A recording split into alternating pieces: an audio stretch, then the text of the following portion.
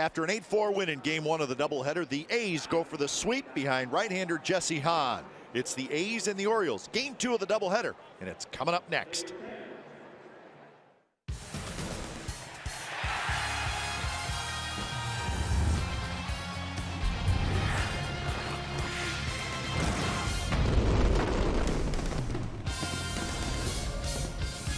So we are back at Oriole Park at Camden Yards for Game 2 of the doubleheader. A's win Game 1, so they will go for the sweep. Evening baseball, it's the A's and the Orioles coming up on CSN California. Well, welcome back to Camden Yards and A's baseball here on CSN California, along with Ray Fossing. I'm Glenn Kuiper. A's win Game 1 by a final score of 8-4. Ray, offense was very good. In fact, they did a lot of little things, and then they hit the long ball, and that's a good sign. You know, one of the best parts about baseball, if you can go to the opposite field, get a lot of opposite field hits. The A's were double figures, not only in hits at 15, but also going to the opposite field. This was one that Coco Crisp had to right field, and this all started with a couple of outs. A's ended up putting runners at first and third. The big hit, though, in that inning was a Marcus Semien 2-out base hit to drive in the first run, and then it all started to work well for the Athletics. Third inning, this was a big inning for them as well, and for the A's, especially the bunt by Reddick. But how about the sacrifice fly to right field? Then Reddick would, or Lowry would score on another sac fly. So all good things happened in that inning, and then capped by Marcus Semien, who had hit a big home run on the 7th pitch thrown by Mattis. All 6 the first pitches were out of the strike zone, and he unloaded for Marcus Semien his 8th home run, a couple of ribbies in that particular bat. So all good things happened for the A's in the first game. They just like to win tonight and make it a great day. Yep, another win for Rich Hill as well. Right. Now Jesse Hahn's going to start Game 2. He was very good in his first start against Houston, and let's hope he does the same tonight. 7 days in between starts. He started last Saturday, of course, this being Saturday. Ground ball pitcher. He came up last Saturday. 14 ground ball outs, and whenever you induce grounders, especially here at Oriole Park, that's going to work out very well. Big overhand curveball. He would strike out 4. He had to leave because his pitch count really had not been built up that much, but did a great job. And before this afternoon's game, that was the last time the A's won, which was last Saturday at the Coliseum. So Jesse Hahn making the start in tonight's game. Get the ground balls. He's got a chance to win. All right, Hahn will be opposed by the veteran right-hander Ubaldo Jimenez, who's looking for his 2nd win of the year. So the A's get set to go for the sweep tonight here at Camden Yards. Game 2 of the doubleheader. We'll have lineups in first pitch when we come back. A's and the Orioles.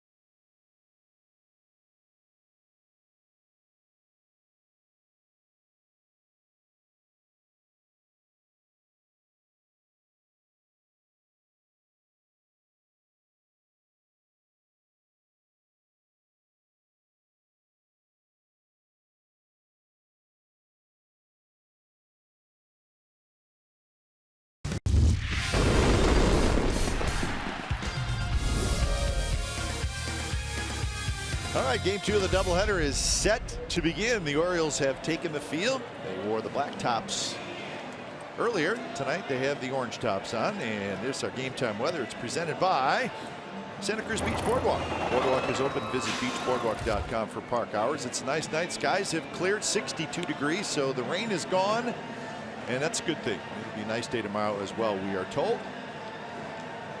As the evening goes on, it'll turn into a cool night, but it is comfortable.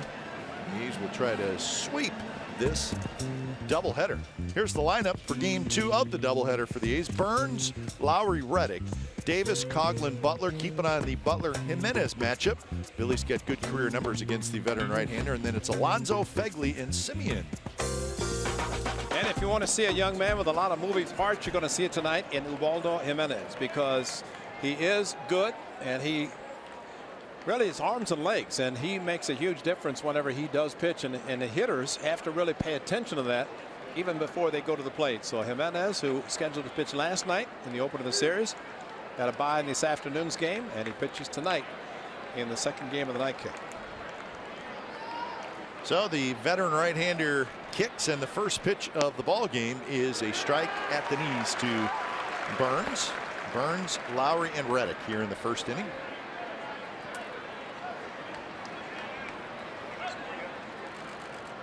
A little look at the shadow, and there's a little bit, but not a lot.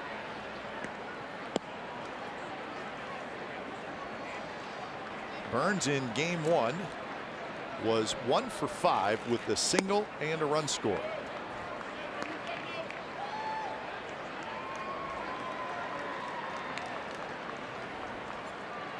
Ubaldo Jimenez looking for his second win of the year. This one's tapped slowly. And the shortstop, Manny Machado. That's right, that's Manny Machado playing shortstop, and he knew he had to hurry, and he did. Rest of the defense looks like this. Yun-Soo Kim is in left field, and Jones in center, Trumbo in right, Flaherty, Machado, Scope, and Davis on the infield. Caleb Joseph will do the catching in game 2. So a few changes for the Orioles. And here is Lowry. First pitch is a strike. Lowry had a big game 1. He was 3 for 5, 3 singles, 2 RBIs, and a run score. And those are the guys that go to the manager and say, I'm okay for the game 2. Feel good. Feel good. Feel good. Yeah. Keep it going. And you'd rather hear that than someone to say, I'm happy with 3 for the day. Give me the day off. Lowry had been dealing with a calf injury, and so it would not have been unusual for him to take the time off, but Valencia gets the game off because he's coming off of hamstring injury. Scope picks up this one, and that is out number 2. That game 1 victory was career win number 900 for the manager, Bob Melvin. So congratulations, a nice milestone. All he was thinking about was this game. We'll worry about the milestone later. Well, congratulations, very deserving, excellent manager. And the shift begins. As Reddick steps in.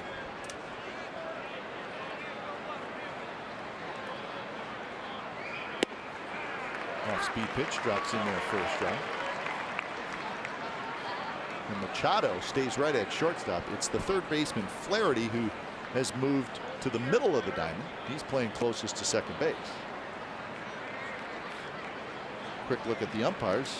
Mike Everett is the crew chief. He'll call balls and strikes. And Timmons, Emmel, and Bassman.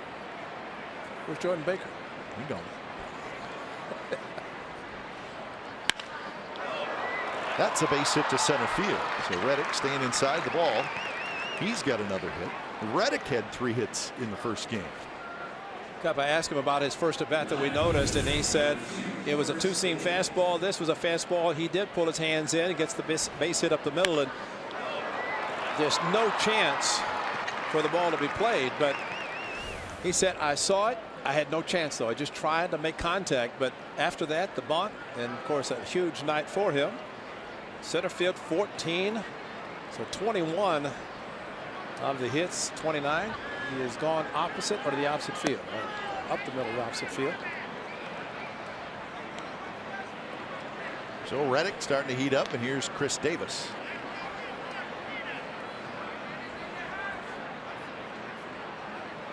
Chris Davis had a quiet game one. He was 0 for 5 with a couple of strikeouts. He was the only hitter in the A's lineup that did not have a hit.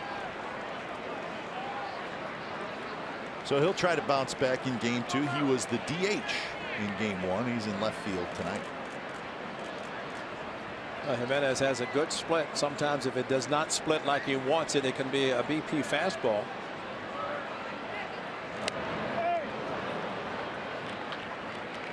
So the A's with their win in game 1, now 14-16 on the year. Good record away from home of 9-5. And 8 runs and 15 hits. First game. This one's skied right side. Scope, second baseman waits. He's got it side retired. So a 2-out single by Reddick. That's it for the A's as the Orioles come to bat in the bottom of the first.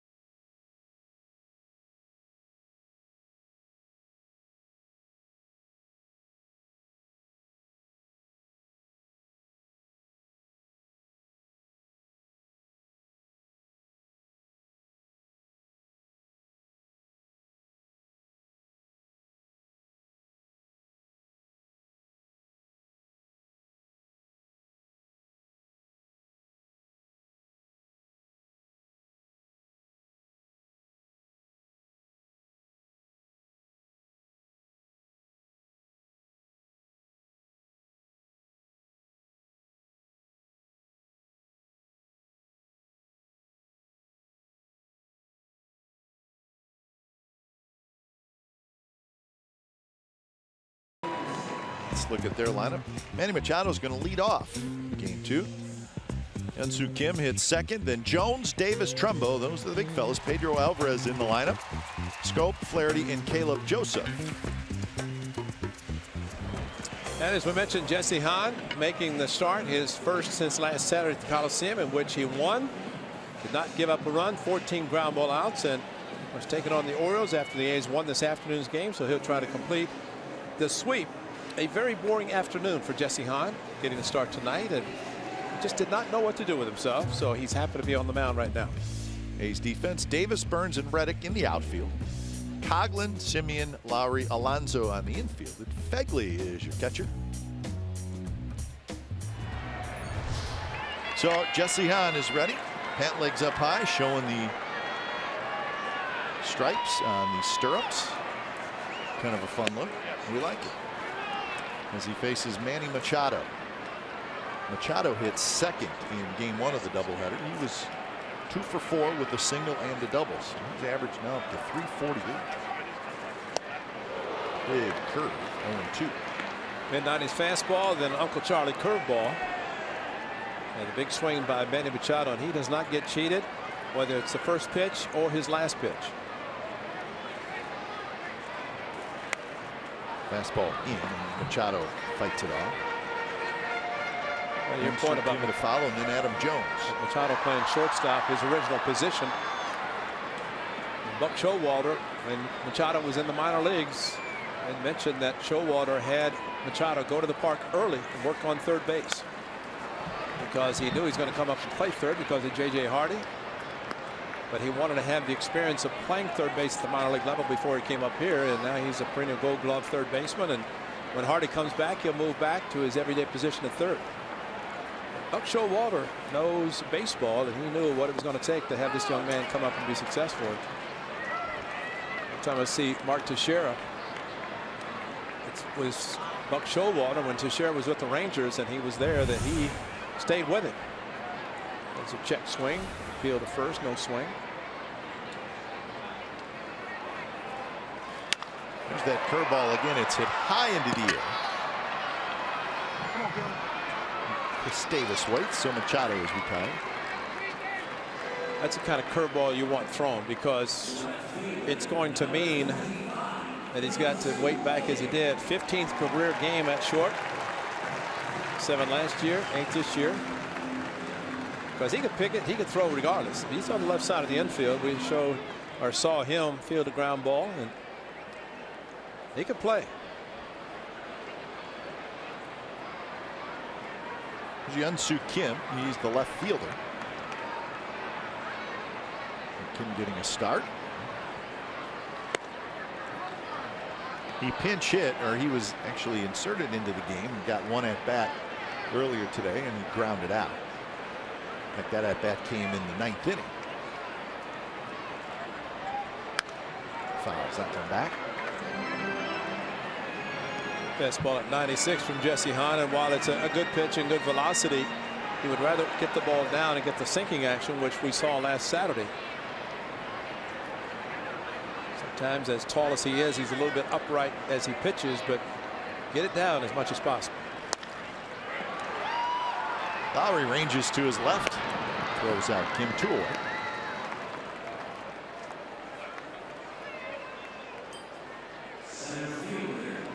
And here comes Adam Jones.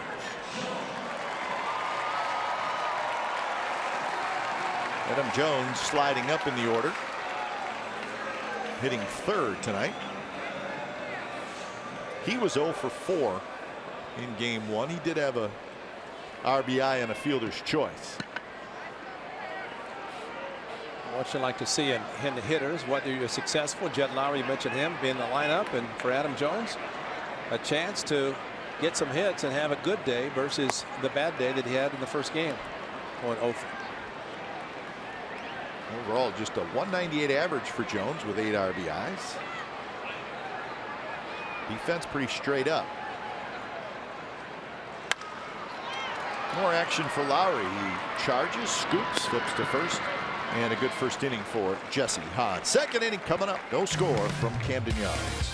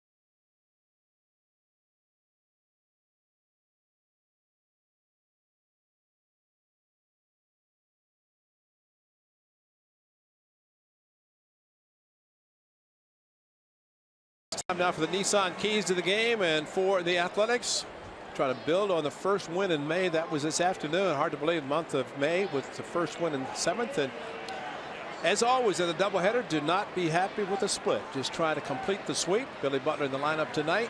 good numbers against Jimenez, and you can be complacent and say, well, 1-1, we're not going to be swept. Get greedy. Say, let's win both of them. A's will try to do that behind Jesse Hahn and a few new guys in the lineup tonight. Coghlan, Butler, and Alonso here against Waldo Jimenez. Coghlan towards center, right at Adam Jones. 1 out. I mentioned the 8 runs, 15 hits in the opener of this doubleheader, but you talked about it, Ray. Going back to Wednesday, you combine Wednesday's game where the A's offense was good and to game 1 of this doubleheader. That's a combined 16 runs and 26 hits. So maybe something to build on, even though there was a couple days off in between, but at least some runs are being scored.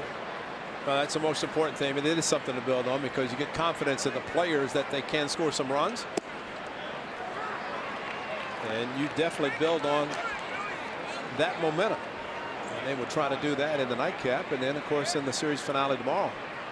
But this is a good team, the Orioles, especially playing at the home park, and to win the first game and have a chance to do better in the nightcap and tomorrow is great for the club. Bob Melvin would like nothing better to get win number 901 in his career with a win tonight. Showed you when we threw out the lineups. Billy Butler has good career numbers against Ubaldo Jimenez, 10 for 29, so he's faced him a lot. And the good thing about this, he's a right-hander. Butler being a right-handed hitter himself. And that one hit hard, but right to Machado. Machado was shaded toward the hole. Threw away here in the second inning. And Billy Butler saying, why are they shifting me? And we're going to see David Ortiz in Boston. And second baseman or shortstop, somebody's going to be playing in shallow right field. And the frustration on the faces of these hitters who hit a ball that normally would be a base hit, and there's a shortstop, in this case Machado, to handle it. 2 outs for Alonso.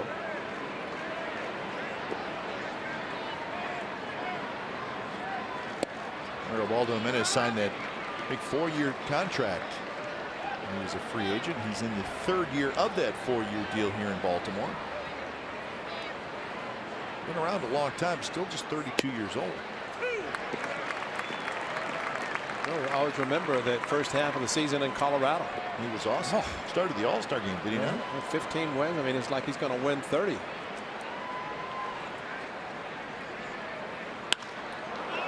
Left field and a base hit for Alonso. Hey, Ray, another opposite field hit. Another opposite field hit. Another chance for him to say hello to his brother-in-law. No, that's at second base. But when Machado happens to get it first, but Alonso opposite field, what he did in the first game. And look at this pitch. If you saw the first 2 perfectly thrown, but the 0-2, a perfect pitch to hit.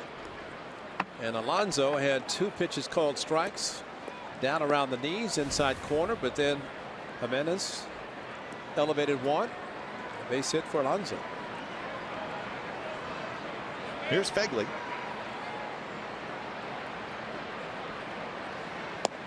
First pitch is eased in there for a strike.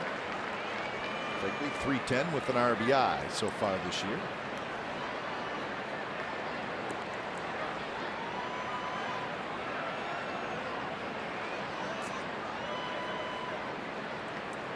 Short lead at first by Alonso. Getting back to Jimenez, it's his 9th year in the big leagues. He has a career record of 101 and 97. With the Orioles, he's 19 and 22.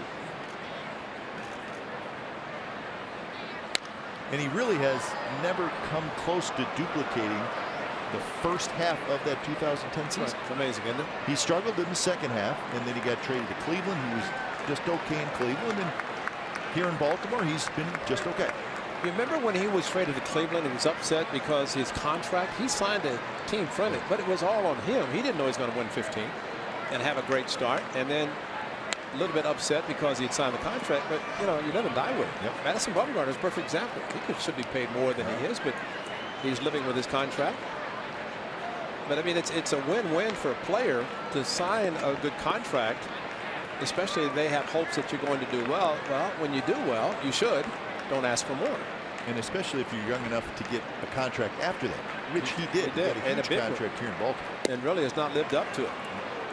because you can't be 3 games under 500 with the money they're paying him and really warrant it. But the moving parts that we talked about, just watch his delivery even out of the stretch. More so out of the windup, but the stretch he takes a long time to get rid of. See the arm coming back? That takes a lot of time. 1-2 pitch, swinging strikeout. That's the first strikeout for Ubaldo Jimenez. So another hit and a runner left for the A's. Bottom of the second coming up.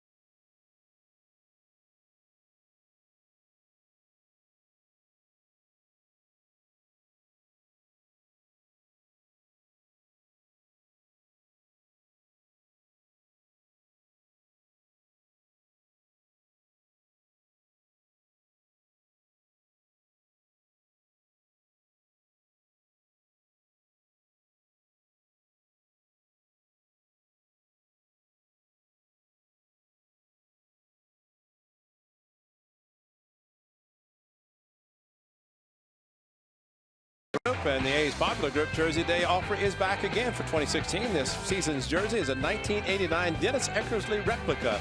Purchase a group of 25 or more in the field level on select games, and everyone in bold underline in your group will receive one. You can book your group jersey day outing by calling 510-638-GO-A's or by visiting athletics.com/jersey. I hesitated there while the big guy was swinging the bat. Because you heard got air conditioned in here a little bit.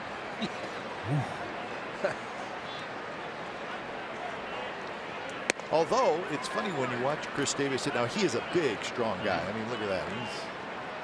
But it's really kind of an easy swing. Yeah, very easy and very strong once he makes contact. And he's got that uppercut, so he lifts it. But I would not say it's just a Paul Bunyan swing. No. It's really kind of nice and fluid. It's not Evan Gattis.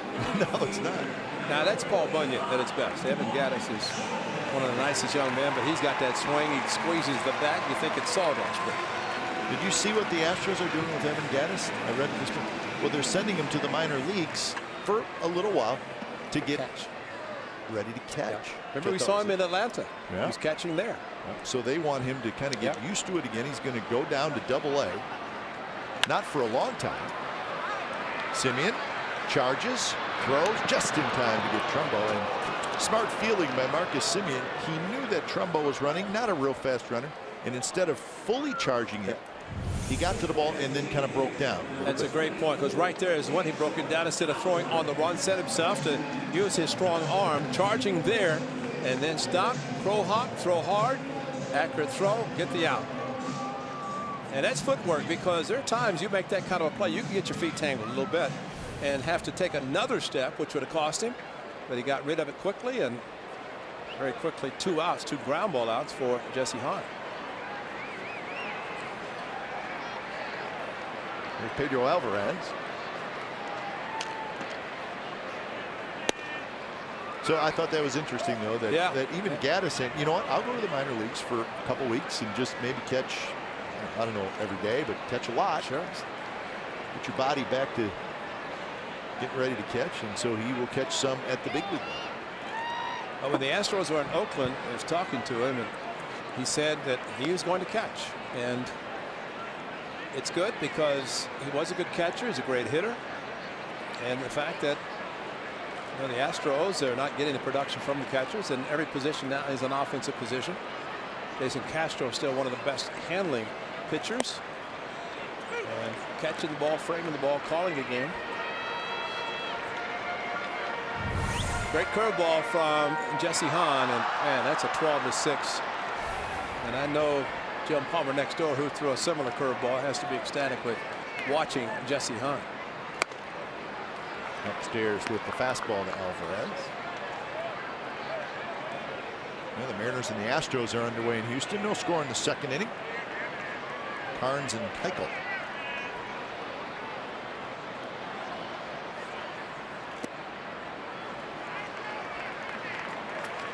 Alvarez had a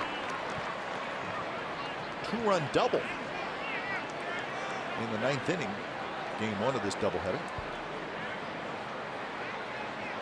Opposite field, and a very good swing. They're playing him to pull on the ground. And two pitches outside, 2-out walk. So the Orioles have their first base runner. That would disappoint a pitcher more than anything, to get ahead, try to get him to chase a low changeup. He would not, and then kind of overthrew the fastball up and away.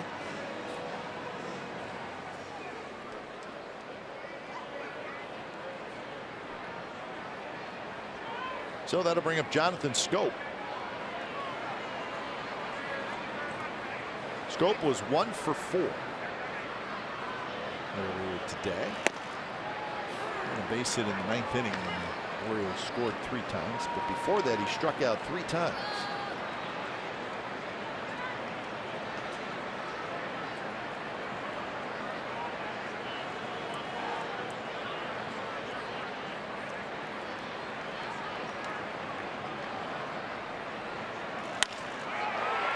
Hard hit ball, but Lowry scoops it up.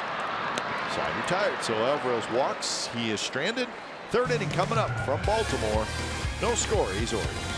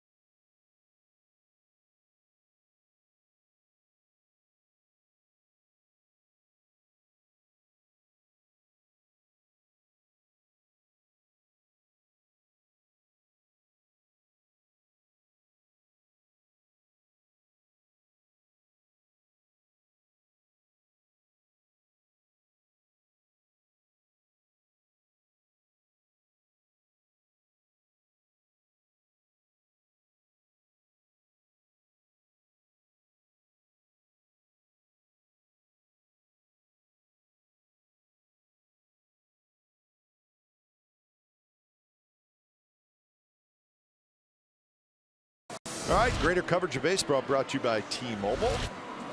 Chris Bassett, Tommy John surgery yesterday, obviously out for the rest of this year. He's going to get right to work on his rehab. So we wish Chris Bassett best of luck. Yeah, got a tough road ahead of him, but still a young guy. Had to figure something wasn't right. His velocity was down quite a bit. Yeah, it's too bad because last year not a lot of run support. This year velocity went down, and then they checked it, and here he is with the surgery and out for the season. 12 to 18 months they project for rehab for Tommy John surgery. One of the great left-handed pitchers, great sinker ball, Tommy John. His name will forever be mentioned in Major League Baseball. 2-1 to Marcus Semien.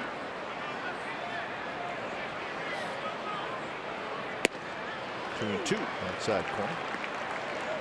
So we've seen Ubaldo Jimenez in the past where he can have trouble finding the strike zone. Not the case so far tonight, even though it's only 2 innings in. A tough hop handled nicely by Chris Davis. Goes to the bag. One thing Darren Bush, the A's hitting coach, said about Jimenez, and even though the A's have seen him enough, but until you are at the plate, you can watch the video. But he said this is one guy that's very important, that you stand at the plate and have an idea of what he's throwing. So now going through the batting order the second time. Bush in his second year as the A's hitting coach, very well prepared as always. But there are some guys you can watch from the dugout in the on-deck circle and you feel comfortable. When this guy you need to see when you get to the plate. That's a good bunt, and that's going to be a hit. Perfectly placed right down the line. It stayed on the grass. If it comes off the grass, it's going to roll foul, but it stayed right on the grass. Burns literally ran right by Chris Davis. So nicely done by Billy Burns. This is on the grass, and once it got past the pitcher, Burns went past. Look at the grass. It goes right up to the foul line. And Chris Davis knew he had no chance. But this is probably one of the closest as far as the grass to the foul line. And that's why, if you can bunt and keep the ball on the grass, you got to get a base hit. And even if it hits the lip, it may still stay. But that is one of the closest. Now in Boston, we go there, that may have the widest between the foul line and the grass. We'll see if they've changed that at all. But really, I'm happy to see Billy Burns bunt, because this is great, a great park for a hitter to be able to bunt like that. And since he's not a huge power hitter, drive the ball into the seats like a lot of guys are, this is conducive to that. But bunting, getting on base, perfect.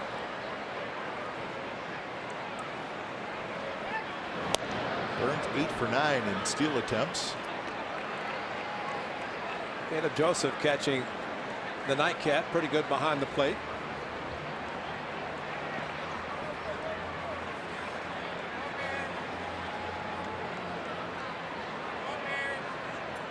Not going. Pitch out. I don't know if Burns wasn't running, shot up a flare, but then stopped and got back to first. He does that. Yes, he does.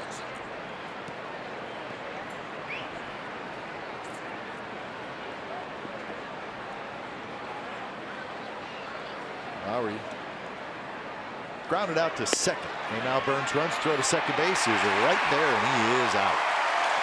Beautiful throw by Caleb Joseph. Man, he came out throwing.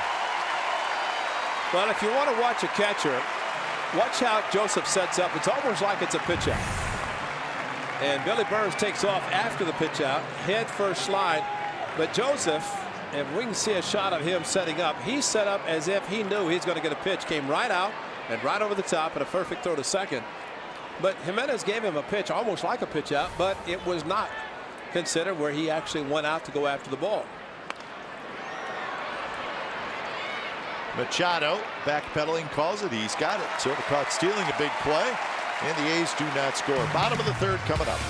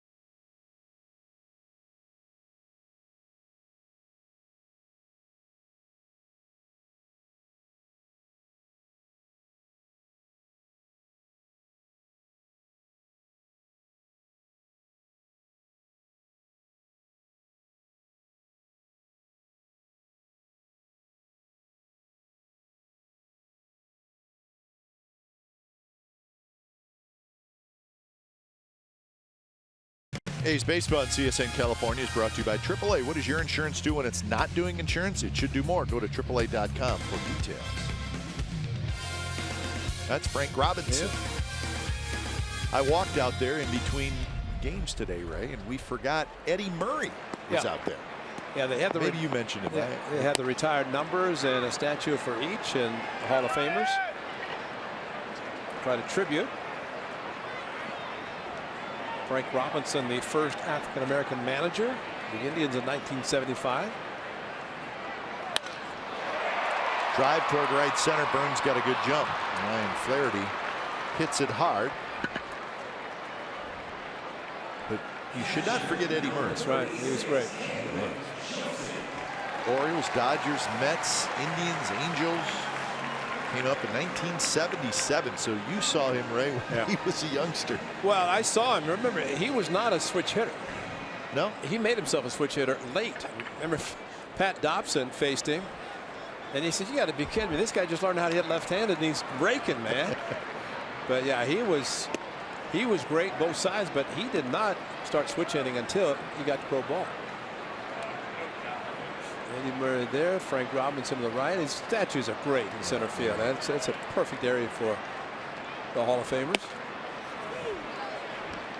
And you know what's great about statues like that? You see them from a distance, right? And these are, no pun intended, larger than life people in the baseball world. And as you get closer, then you realize the statues are really big. Yeah. Remember when we were in Pittsburgh and the statues of Clemente and Willie Stargell? They're even bigger than these. They're probably, I'm guessing, maybe 8-9 feet tall. Yeah. Simeon cannot quite get it. Caleb Joseph has a hit.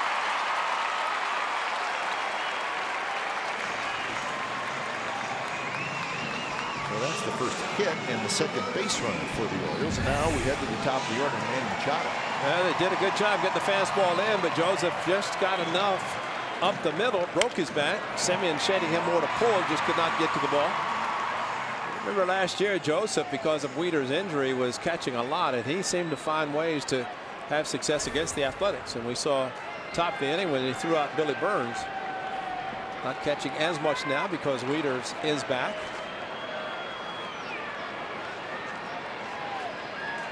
Machado hit a fly ball to left field. It's an open stance. Close pitch.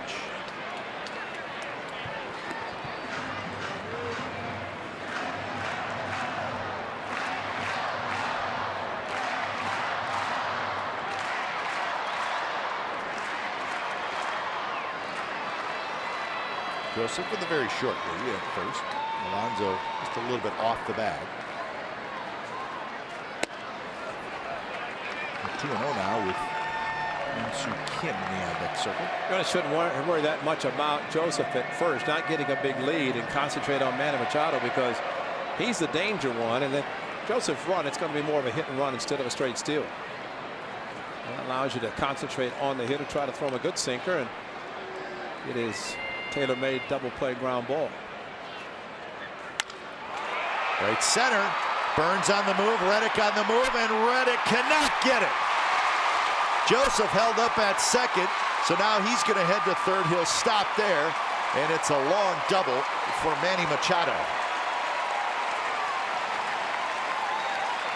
Joseph got to second, and then he stopped, and he had a watch to see if Reddick was going to catch it. Well, he elevated a fastball, and Manny Machado with a big swing. Ball was slicing. That's what allowed Reddick to try to dive and make the catch.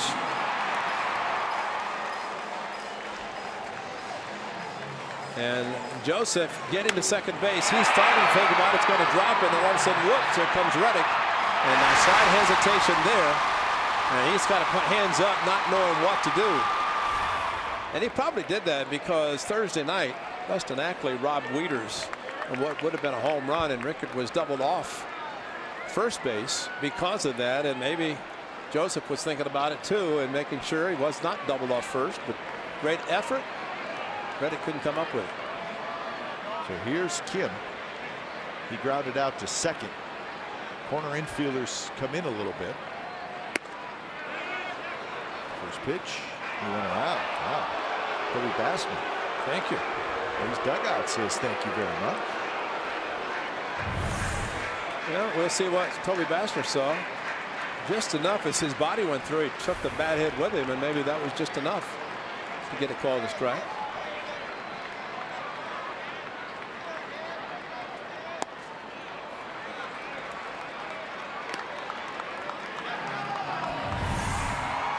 And Josh Fenley going after it to his right, doing a nice job getting in front of the ball and actually catching it, and with a hard curveball.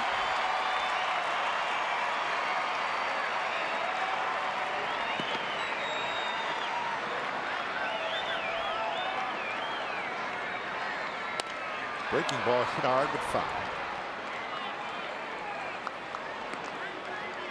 A strikeout would be great for Jesse Hahn. Be his first of the game, which would be huge. With a ground ball pitcher, that's why the infield is back. So if a ground ball is hit, does not have a chance to go through the infield unless it, of course, finds a hole. But play the infield in, you have a chance for 2 runs to score instead of giving up to just 1 on a normal ground ball. High fastball is what they're looking for, and that's a good pitch. So Fegley just raised the glove a little bit. Yep. The two-seamer came back, but it was a little bit too high.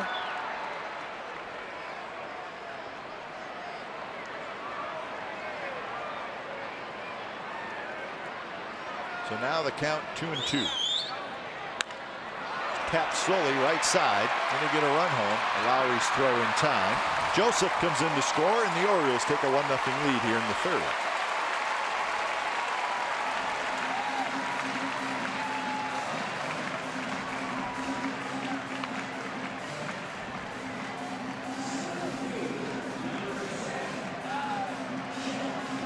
We'll give Kim his 2nd RBI.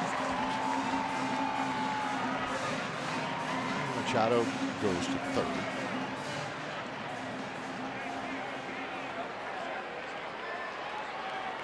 So now Adam Jones will hit.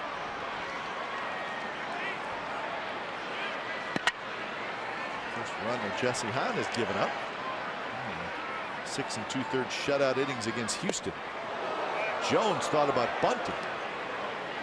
Coughlin was playing back, so it's not a bad idea. Now he'll take a couple steps in. But Jones runs extremely well. You take 1 chance with the runner at 3rd. Jesse Hahn pitching out of the windup. Curve floats in for a strike.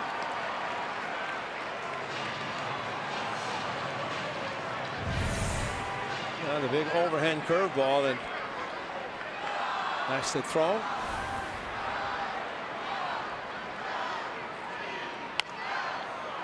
Sinker running down and in on Jones. Not a lot he can do with that one. Jones grounded out to 2nd in the 1st inning. So he is hitless in this doubleheader.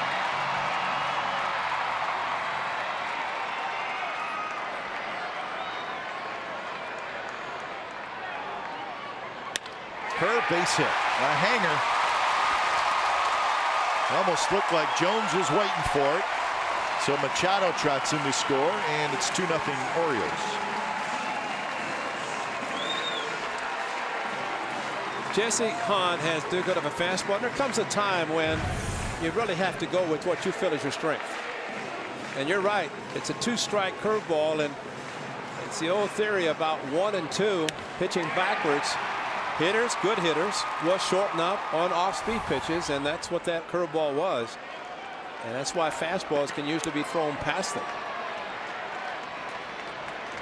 So Jones gets his 9th RBI, and here's Chris Davis. Curve for strike.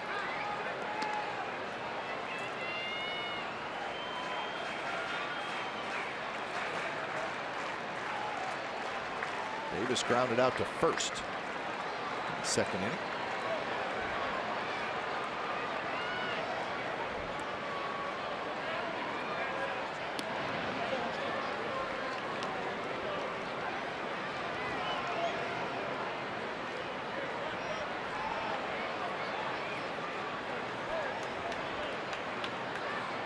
Davis was 0 for 3, and he got hit by a pitch in game 1.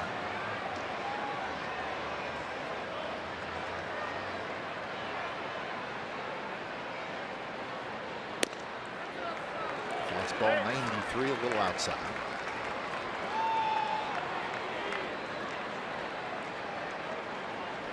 A couple of runs on 3 hits here in the 3rd inning.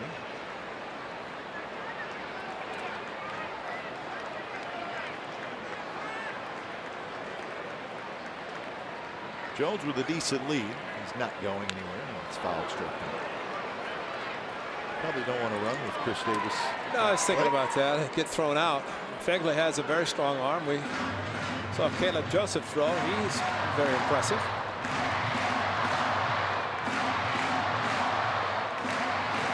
Don't hang a curveball to this guy. It will not be a line drive. It may be a moonshot. The uppercut swing that you described perfectly, and that's really, when he goes down, it's an uppercut. He can take a ball off the ground. We saw what they did in the walk-off from last year. Fastball up and in.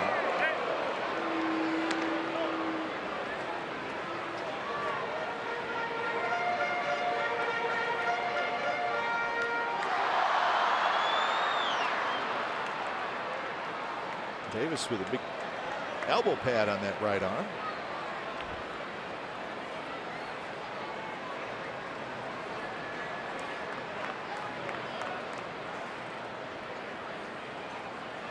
Fegley sets up off the plate outside.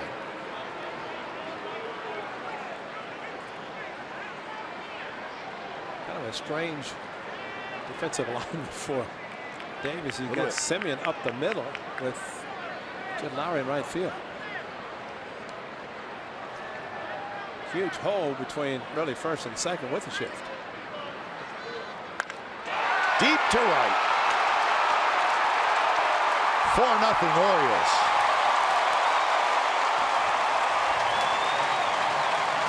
That's a no-doubter, and he can hit him.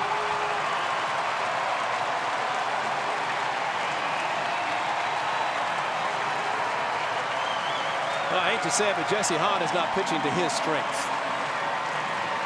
He's got beaten by a 2-strike curveball, a 2-strike changeup, and Jesse Hahn has too good of a fastball. This is a changeup that's had hit me all over it, and for Chris Davis, he hit it with a no doubt.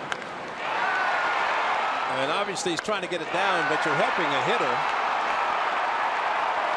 And Jesse's got a mid-90, 95, 96 fastball, and really has not used it that effectively in this inning. So that one runs inside. So Chris Davis, his 8th home run of the year, picks up RBIs 18 and 19.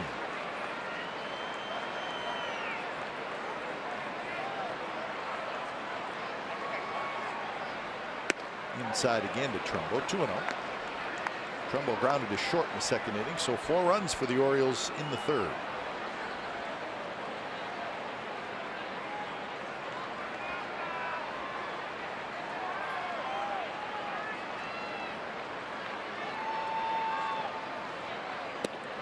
And now 3-0. You know, this extra rest for Jesse Hahn might be affecting it too. He pitched last Saturday, and with the off day next Thursday, he's scheduled to pitch next Friday. So he's going to get as much time off. Will not be a rain out in St. Petersburg with the dome. Inside, he walked him.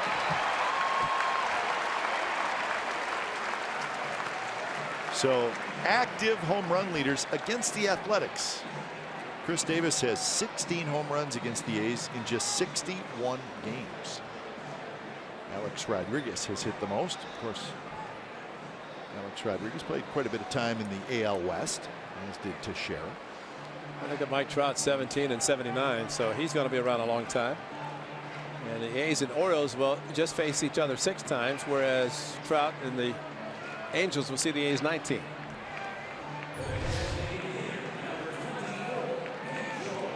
So here's Pedro Alvarez.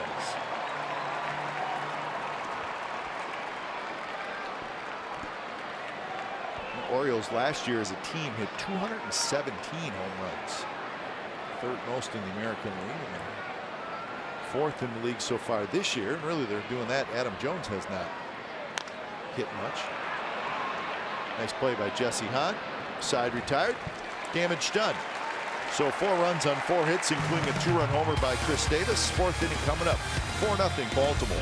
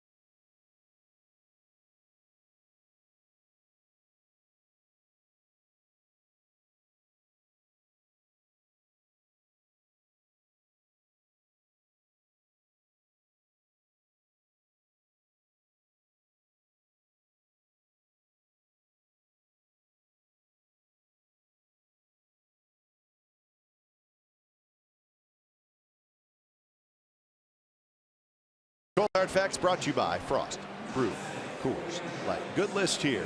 Orioles all-time home run leaders: Cal Ripken, Eddie Murray, Ray's old teammate Boog Powell, and then there he is, Brooks Robinson. Ooh. 76, right? Well, you see how many of those 4 stayed with the Orioles. I mean, there was not a lot of movement to other teams. Even Boog, I mean, he played with the Indians for what, just 1 year, I think. And I mean, almost his entire career was with the Orioles. As Reddick, he's got 2 hits. That's why Boog has Boog's barbecue. That's right. I mean, you just don't take a tournament and put him out there with his own barbecue. No, you do not. And Josh Reddick found the hole, and that's a good thing to see, because this ground ball at times has been into the shift. They're playing him straight up. What a shock. And he is happy, because next time they'll probably put a second baseman in right field. Oh, yeah. That's the last time that one's going to get through. It's almost like the Orioles are saying defensively, let's just play everybody straight up. Probably shifting the least of anybody we've seen.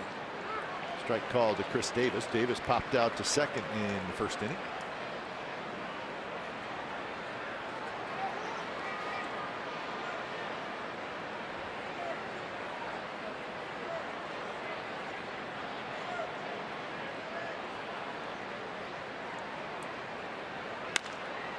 In the hole, Machado, nice play out at second. On to first, throws wide, and Davis tried to tag Davis.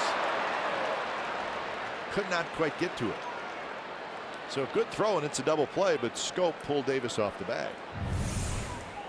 Well, Manny Machado at shortstop, nice feed to Scope, and really it's his fault, because the way he stepped out of the way. Remember, you cannot change your direction if you're sliding into second base, and Scope backed off the second base almost like he thought Reddick was going to come after him. You could almost stand on second base and make the throw and make an accurate throw instead of a hurried throw. Good hustle by Chris Davis. That always helps to have the middle infielder try to hurry. First pitch to Coghlan. Got the little slider in there for strike. Coghlan hit a fly ball to center field his first at bat. Did not play in the opener.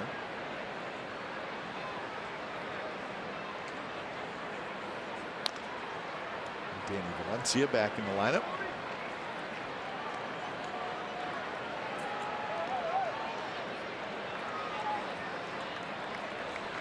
Just 42 pitches thrown by Ubaldo Jimenez. So decent pitch count in the early part of this game. Not always the case with him. That's right. We've seen him get to 100 quickly.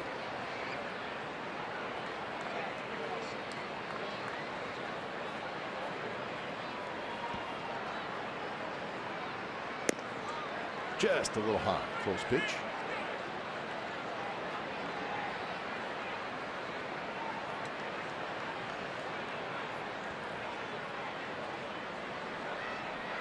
The ball strike ratio not too shabby. Spins Coghlan out of way, but a pretty good pitch.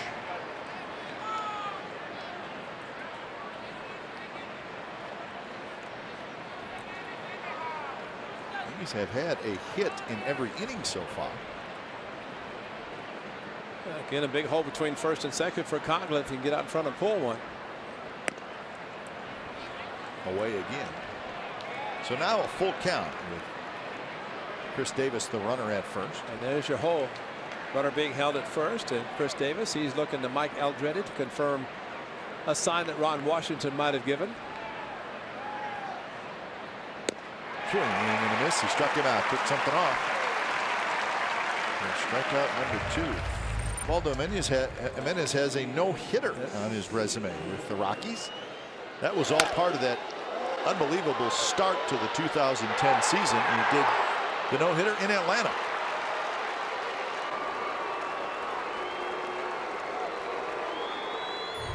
Good names on there. Todd Helton, Melvin Mora. Good years here in Baltimore.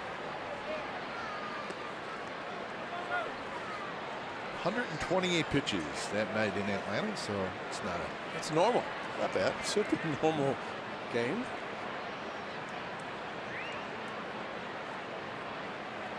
Butler, soft line drive, Scope a couple steps in, grabs it side, retired. Runner left. Bottom of the 4th coming up. It'll be Scope, Flaherty, and Joseph. 4-0 Baltimore.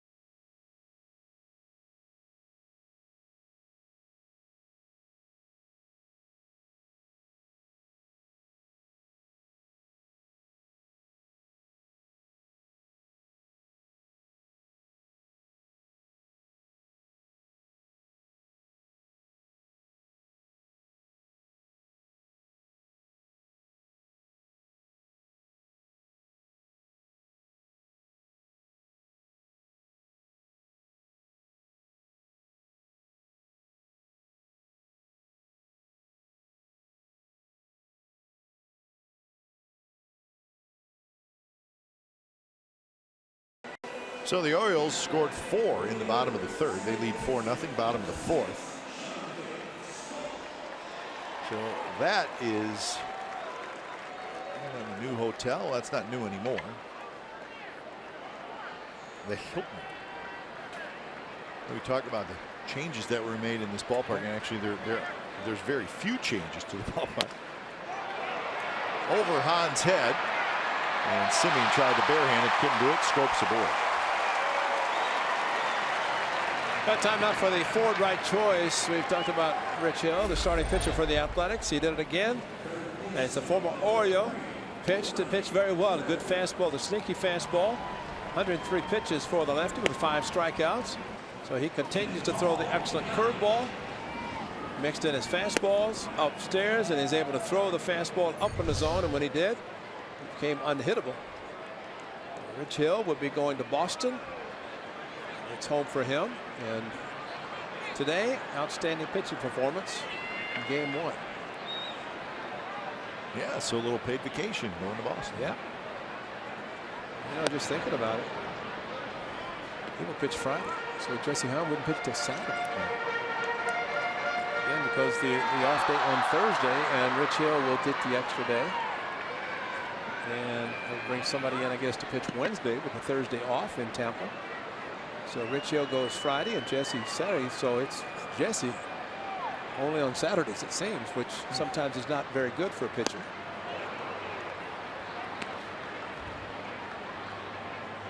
Well, forget about opening night when he was told in the afternoon about 12:30 that he was going to be starting. But since then, his last 6, 4-2, bunch of strikeouts, ERA just over 2. Got that mean look throwing a curveball. Yeah. There's a curve with Flaherty. So Scope's infield hit the 5th hit. They are looking at a helicopter that just flew over. I could hear it. I couldn't see it. Yeah.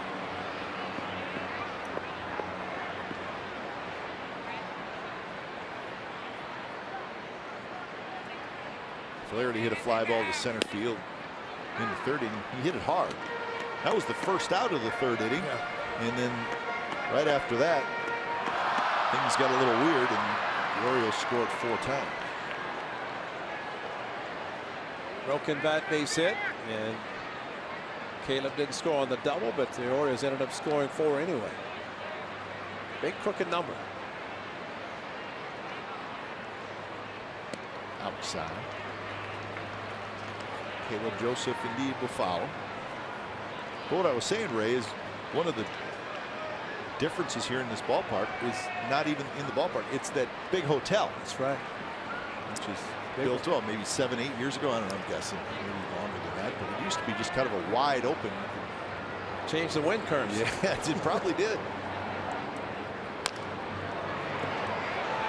Hahn can't get it, and the flip to first is past Hahn, and that will allow Scope to go to 3rd. Well, just had to make another error. And Alonso is going to be given an error, allowing the runner to go to 3rd. Single and an E3, but once Jesse Hahn could not get it, he was going to have to take it himself.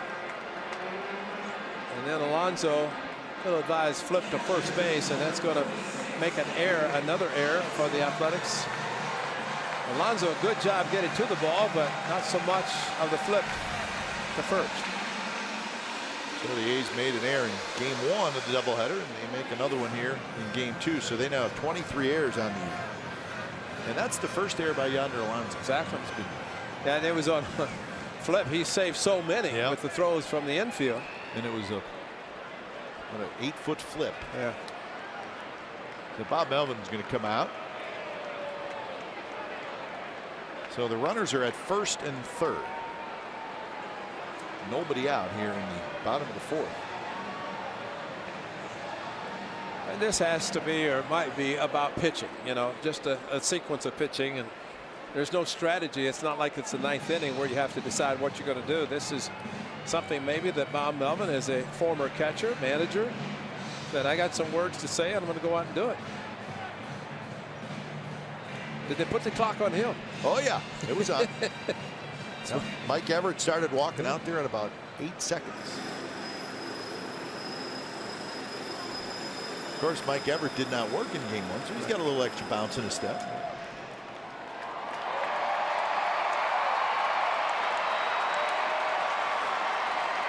So here's Caleb Joseph, another scoring opportunity for Baltimore.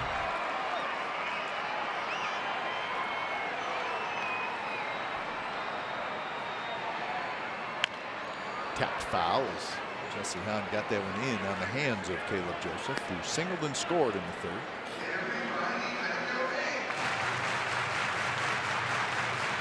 Machado will be next.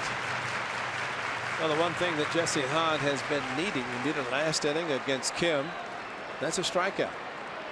And a strikeout right now would be great.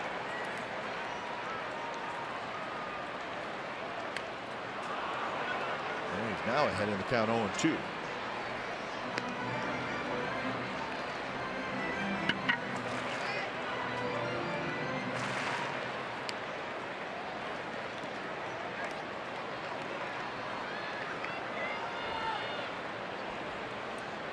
Scope at third, Flaherty at first. Decent speed on the bases.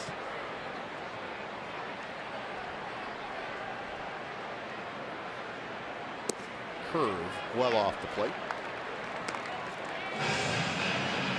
So 1-2.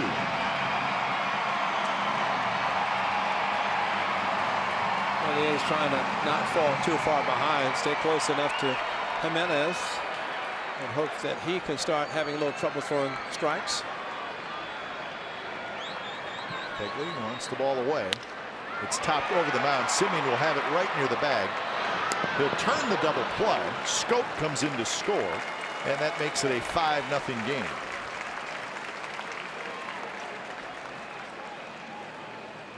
So no RBI for Caleb Joseph. And there's a difference, allowing Scope to get to third base instead of at second on the infield ground ball. And let's hope that does not turn out to be a big run, that the Orioles are able to score because of the error. First double play turned on the day for the Athletics. So the bases are clear, a run in, and here's Manny Machado. Sinker low to Machado, who has flied to left and doubled and scored. Get a line drive toward deep right center field. Reddick dove for it, just missed. And now 2-0.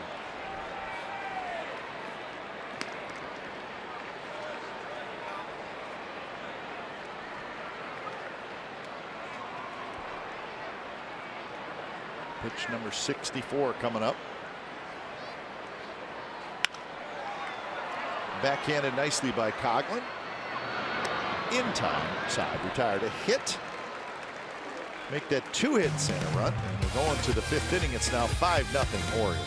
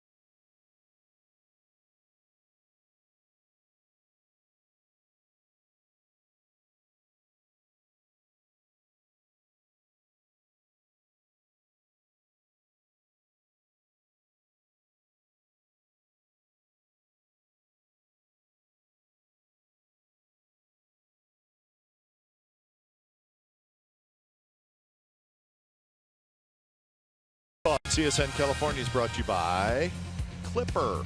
1 million Bay Area transit riders agree. Using Clipper is easier than using cash. 5-0 Orioles lead in game 2 of this doubleheader. A's won game 1 8-4.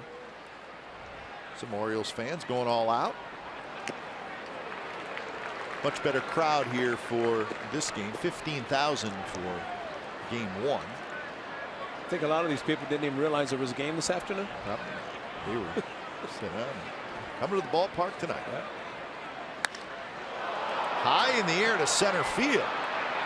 Toward the wall is Adam Jones, and he cannot quite get it. It bounces off the wall. Alonso will stop at second base with a long double. Well, you always think that Adam Jones is going to catch it. Yeah. Because he usually does. Maybe, Ray, he had a little more room than he thought. I think you're right, but Alonso, maybe he thought he had enough that it's a home run, because he had figured a ball hit this high and this far that it would be a triple.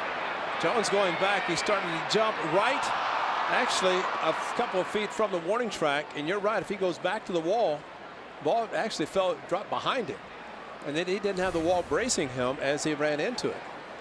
He jumped and fell in front of the wall. Let's see if the A's can get something going. Here's Fegley. Fegley struck out in the second. 1 or 2 strikeouts for Ubaldo Jimenez.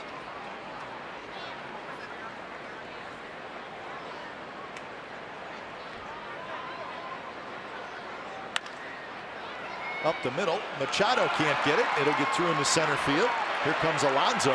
Throw to the plate is cut off. Throw to first is late. And the A's are on the board thanks to the RBI single by Fegley. Right, it was cut off. I thought there may be a play. I did too. Because if it's cut off or not cut off, it goes through. It's going to hit the cutoff, and Fegley's going nowhere at first. So the A's do get the run back and get a base hit.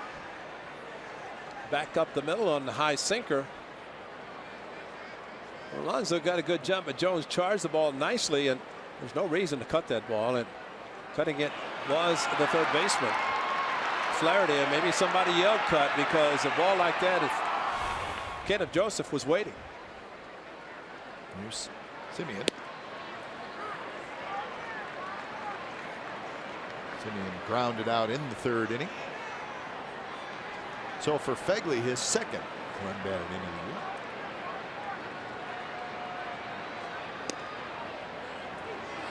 of the year. Very late call by Mike Everett. Wow. Very late. Doesn't mean it wasn't a strike. It was just a very late call. He looked at it for a little while.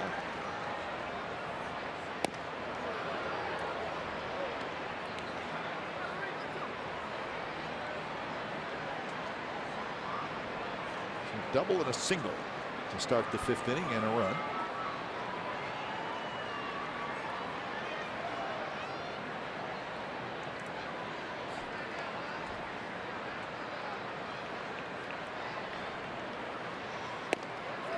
Inside again. Now Marcus Simeon on the 2-0 fastball from Madison. It was crushed deep to left field on a nice easy swing from the A's shortstop. Fastball there, elevated just a little bit, and that is strikeout number 3 for Jimenez. Another high fastball after the breaking ball missed inside and went after him with the high fastball. Cap, you talked about this being a home run park, and the numbers show it, meaning that last year in all home games, only 8 games were played that a home run was not hit. 8 of the 81 played at home. This year already in the first 15, only 4 games had not been, so they're halfway there. Of course, Simeon changed that in the first game. Off of Davis, he recovers, throws to first, not in time. And there's a delay call. Another very delayed call by Tim Timmons. Maybe there was too much activity around the bag. And Davis knocked the ball down, and then it rolled away from him quite a ways. To be honest, why wasn't Billy Burns across the bag? Because if this happens with Billy, you figure there's no chance there's even going to be a close play at first. He looked at Chris Davis, and I think the Orioles are checking it out, but in looking at our replay, it looked like he was safe. Look at the first base umpire. Safe. It's almost as if you mean you didn't think it was a. And that's the ball was not in his glove. Well, it's almost like he was. It's like making some gesture to Jimenez. Yeah, yeah, it was. I guess you can't even look at an umpire now. I mean, it made it seem like the umpire said, "You mean you thought it was an out?" Exactly. It was like, and then he did an emphatic yeah. safe call, but I mean, it was too close, almost a reviewable play.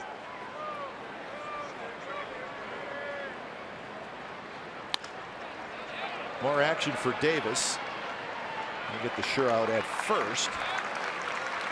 So Lowry is 0 for 3. And now the A's need a big hit. Big hit, exactly. If you get a hit here, you're right back in the game.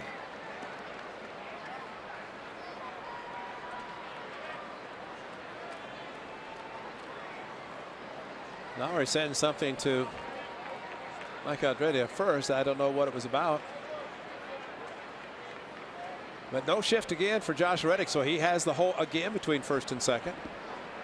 Billy Burns' speed at second. Get a base hit on the ground. Base hit in general in the outfield. Should be 2 runs.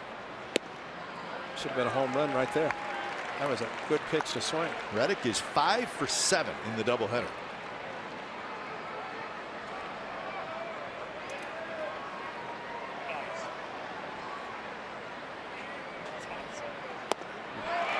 So his average up to 288 now. Well, He's behind in the count 0-2. Took a great pitch to hit and then swung a changeup out of the strike zone. Now he's got to go into protect mode. Think opposite field.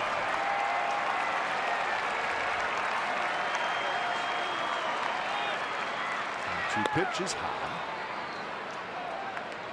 I think he's got to come back to changeup, try to float a ball away from Reddick. Just a matter if he can get the ball down as he did with the second strike. Leaves it up. Reddick could go to the opposite field.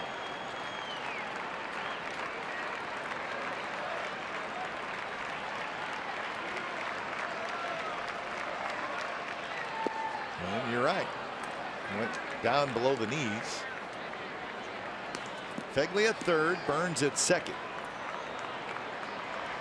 Reddick has received a lot of credit for his patience and not striking out a lot, and he is going to strike out, but these are situations where he tries to at least put the ball in play and see what happens.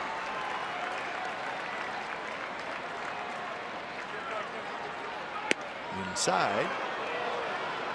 So now it's 3-2. Good battle here in what is an important at bat in this game. And this is a don't give in situation. First base open. Granted, he has a 4-run lead. Don't want to put another runner on, but he knows Reddick has been swinging the bat well.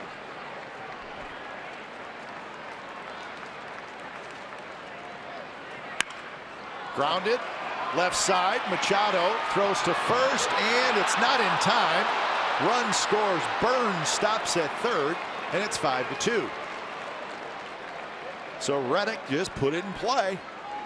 And he picks up another hit and an RBI. Oh, Machado not going to the dive to keep the ball and going to the outfield. He actually fielded it in his quick throw. There's your changeup outside. See where Machado's playing at shortstop. He had to go to his right. Billy Burns had to avoid being hit by the base hit or the baseball. And Machado in the outfield. Davis actually never caught the ball. But Machado, what a play to get rid of it quickly as he did. He catches a ball that's a lot closer than that, but Machado can throw, can play, and Josh Reddick with a big hit. So 3 tonight. Call, partner, because that was a big one. And now Chris Davis steps up, goes after the first pitch.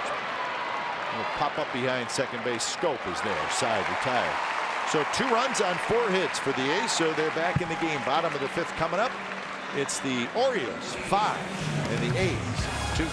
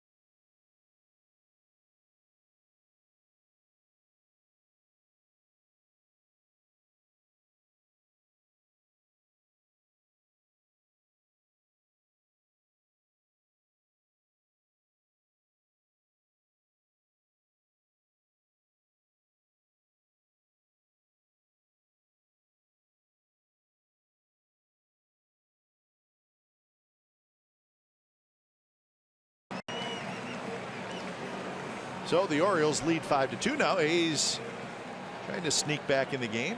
Bottom of the 5th, so there's still time. Jesse Hahn. Shut down. He needs a quick one. Get back in the dugout. Get the bats going again.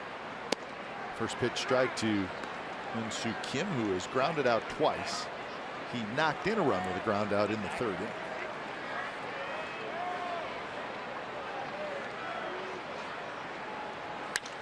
That one not a foul. I remember reading about Hyun-Soo Kim in spring training, and as we mentioned the story in game 1 of this doubleheader, where he was signed to a 2-year contract by the Orioles, but he did not look good in spring training. He really struggled, and the scouting report was he was having a lot of trouble with fastballs. And he's having trouble with fastballs here. And that was a big concern, and the Orioles said, we're going to send you down. And his contract said, no, you're not. So he's on the team. That's amazing. It's like a Rule 5. Got to keep him. Or they didn't offer him back to Korea. This one's up the middle, and that'll get through into center field, the base hit. So Kim has his first hit. MLB.TV Premium, the #1 live streaming sports service, delivers everything you have come to expect and more. Watch every out-of-market game live in HD on over 400 supported devices. There's a free subscription to AT BAL Premium, the #1 app for live baseball. Blackout and other restrictions apply. Visit MLB.TV for details. So that's 7 hits now for the Orioles. And here's Adam Jones. 1 for 2 with an RBI single in the 3rd. Jesse Hahn already with 10 ground ball outs, and that base hit by Kim was a grounder that found a way up the middle. It's this one high in the air towards center. Room for Burns. Burns gets back, sets up, and gets it back in quickly, and that's the way you're supposed to do it, right? Exactly. Because Kim went back to tag up, and I think if you're a good base runner, you're going to look to see how the outfielder's setting up. That's a great point. You see that with Burns. He got around it, had a little momentum coming back. Well, then you're not going to go. Yeah, great point. And you're right. He went back thinking, because we saw in the first game a couple of guys tag up on balls to left field from 2nd to 3rd. And really, and surprisingly, Jed Lowry tagged up, went 2nd to 3rd on the right fielder, Rickard. It turned out to be a big play for the A's to score a run. Just if you're able to get behind the ball, get a little momentum, and see he gets behind it, and now he's able to take 2 steps toward second base right when he catches it. Exactly, and just the fact that he went back to set up, that discouraged Kim from even attempting to go to second base. And I think as a runner, Ray, you can see that. Sure. You can see if an outfielder's maybe back on his heels a little bit when he's catching. And there's scouting reports, and that's of course why some of the Orioles tagged, because Coco does not throw extremely hard and with a lot of arm strength, and just kind of an automatic going back to tag with a fly ball to left field that you know it's not going to go to the gap or go out. I would guess a scouting report's going to say a lot more than does not have a good arm. Yeah. Well, the changeup, the high changeup, Chris Davis just crushed it.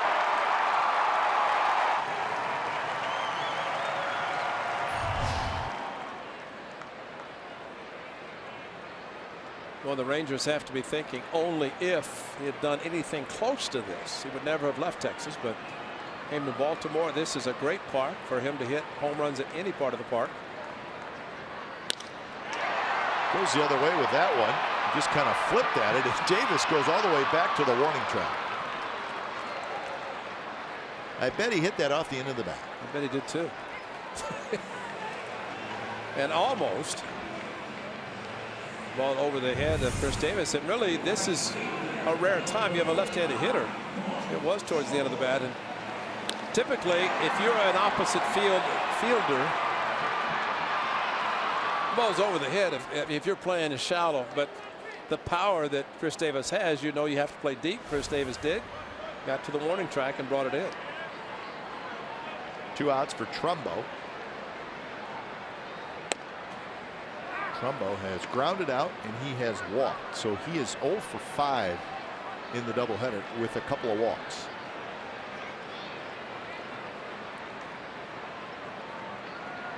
He struck out 3 times, including striking out to end the game. But very dangerous. The thing about the trade, thinking about that sent him to the Diamondbacks, the Tyler Skaggs, lefty. It was a big trade, wasn't it? It was Tyler Skaggs. They wanted to get pitching. He's injured, and they're thinking about bringing him back slowly. And then Andrew Heaney. You know, both of those guys. And of course, for Garrett Richards going on the Tommy John surgery, so he's out for the season. Scrambling. Yeah, and that's C.J. Wilson's been on the DL, so they've had some problems with their starting rotation. Houston Street, is he still on the DL? He was on the DL. Injuries, so Corey Rasmus started last night. They called up Matt Shoemaker. Shoemaker, we've seen many times, he was in the minor league, so they brought him back up. Nick Tropiano, I don't mention him because he only Cy Young against the A's. Runner goes, ball's flipped into right, and that'll be a hit. So Kim will go to third, and it's first and third. 2 outs. That's not necessarily a hit and run. The runner was running, but just happened to be that Jed Lowry was the middle infielder covering the bag, opened up the right side, but Mark Trumbull just trying to make contact, got the fastball inside out. Swing. See Lowry going to cover second. If it had been a ground ball, you're in trouble, but that ball in the air, I guess they just assumed Trumbull was going to pull the ball if he got one to hit. So here's Pedro Alvarez, steps in for his third at bat. He's walked and grounded out.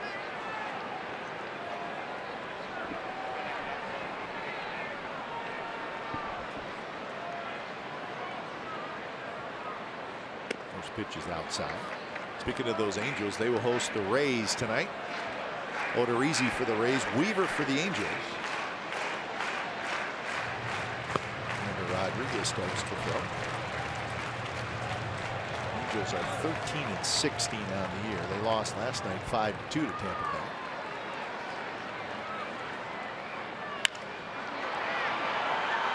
Nice play by Coghlan, who flips it to Marcus Semien, side retired. No runs on 2 hits, 2 left. Through 5 from Camden Yards, 5-2 Orioles lead.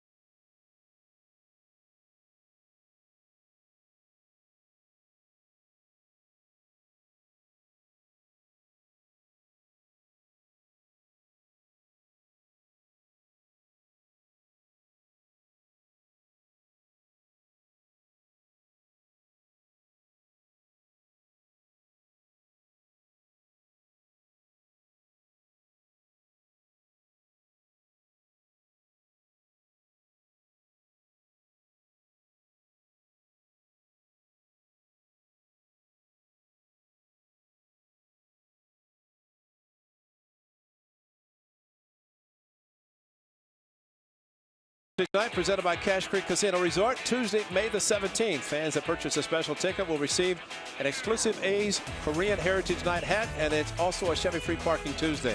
For tickets and more information, visit athletics.com/Korean today. We have reached the 6th inning from Camden Yards. And you know what? Second game of a doubleheader. We've been here all day, but we're doing fine. And you know, if you're going to be here, you might as well get 2 wins, because only the A's have a chance of doing that because they won the first. Hard to do if you don't win that first one. Day game tomorrow, obviously. Tillman and Graveman will be the pitching matchup for the series finale, and the weather is supposed to be nice tomorrow. And then on to Fenway Park in Boston for 3 night games, Monday, Tuesday, Wednesday. We get an off day in St. Petersburg on Thursday. Supposed to be good enough weather in Boston that cool at night. During the day, though, should be all right. No rain. You see Big Papi in his farewell tour.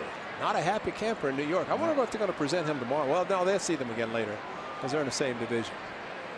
But after what happened last night, I don't know if he was going to be presented anything. Teams in the East play each other just like the teams in the West. It's 3 times, home and away.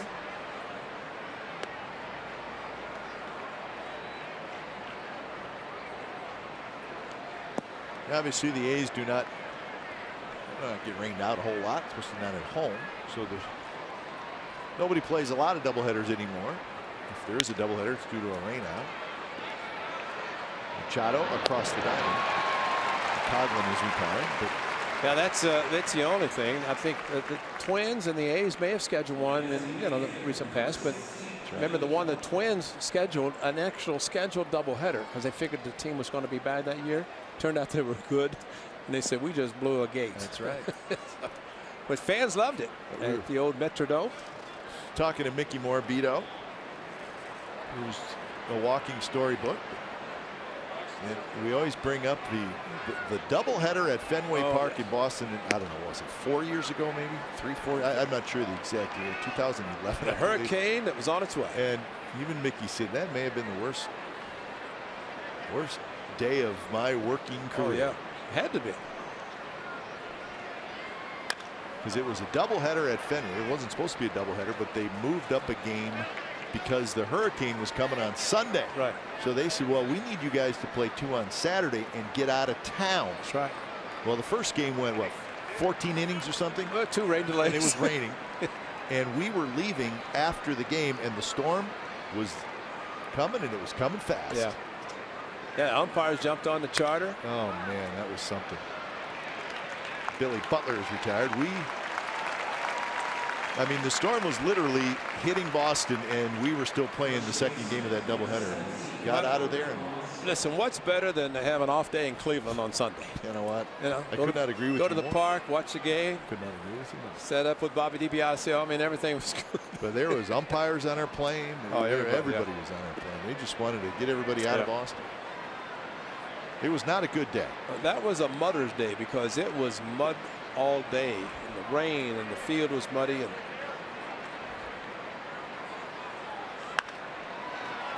Alonso goes after the first pitch, and it's going to be an easy inning for Ubaldo Jimenez. 3 up, 2 down, couple of ground outs and a fly out. So we're going to the bottom of the 6th. Orioles 5, Athletics 2.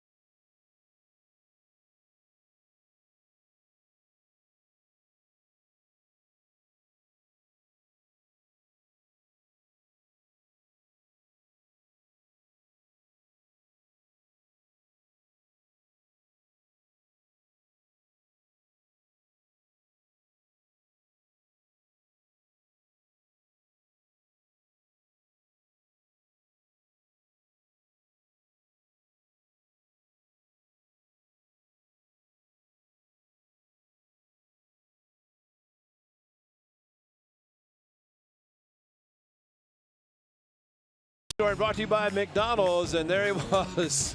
Earl Weaver managed the Orioles in 2 stints from 1968 to 1982 and from 1985-86.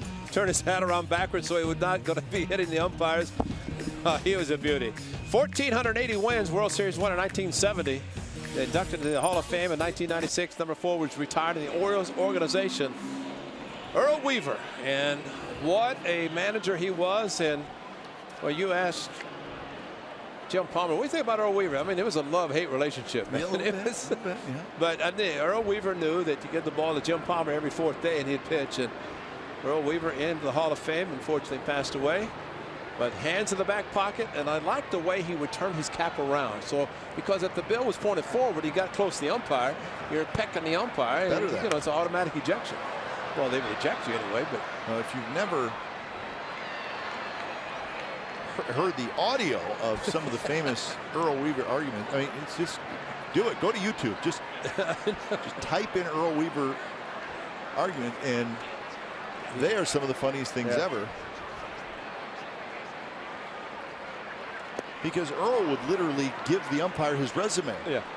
I'm going to be in the Hall of Fame. You're not. I've won more World Series than you have. If you're the umpire, you're like, well, how am I going to win a World Series?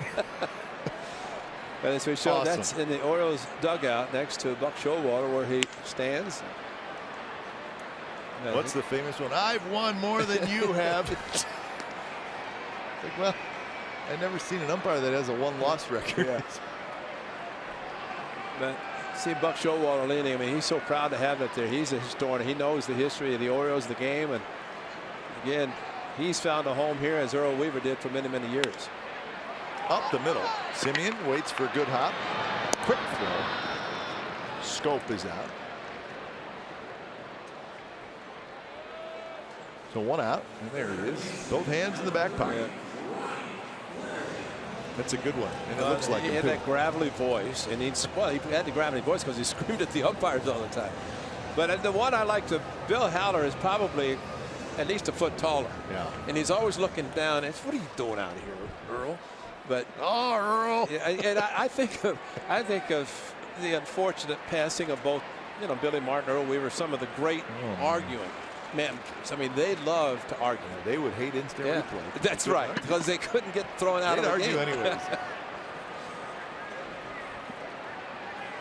Lou Piniella. But don't you think, Ray, with somebody like Earl Weaver and Billy Martin too, I don't know that they were necessarily putting on a show. I think they were really mad. Oh yes, Where they just sort of, it became personal with the umpire. I think so. You know, I think there's some managers who will put on a little show, which is fine, whatever. It wasn't the case, I don't think, with Earl and Billy. They were, and at that time, feeling like they were right. There were American League umpires and National League umpires. There are no draw. I mean, you saw the same guys all the time in the American League, and same for the National League. And now they have their own umpires union, so they're all over, both American and National.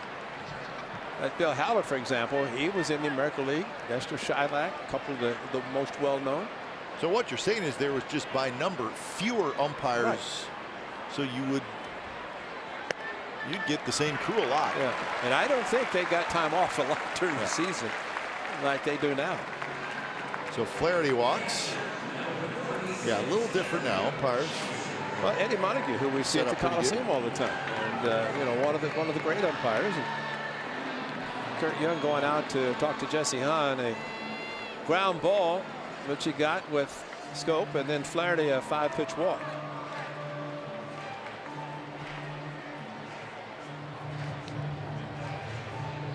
And Rodriguez still throwing. Getting back up to throw again. Partner, where's the clock here? The 32nd. I saw it. Did you? Yeah, it's above where they have the pitch. It's right below the pitch. Pitch count. That's one thing you have to find in the parks with the new 30-second clock in the parks. Here's Caleb Joseph.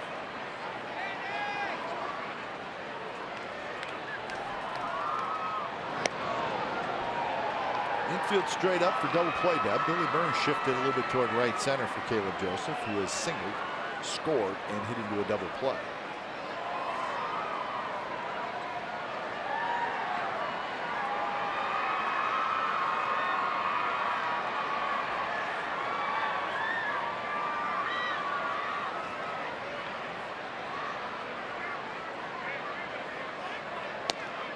A little bit outside. 1-0 to Joseph.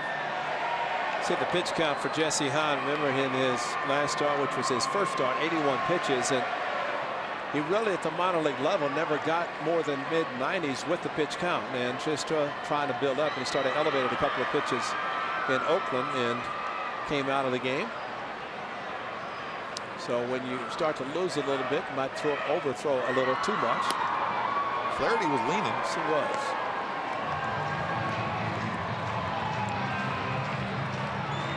And said, "What are you doing?"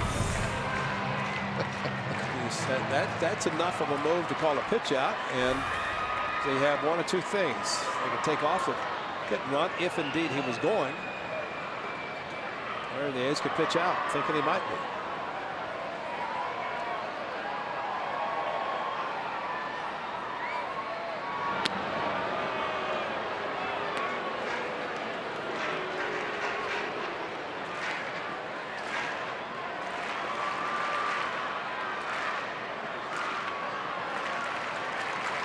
Ground ball outs for Jesse in tonight's game, and this is just the 6th inning.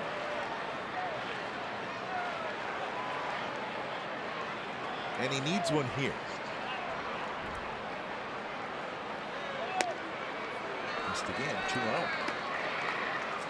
Mariners leading the Astros 2-0 in the bottom of the 6th inning in Houston.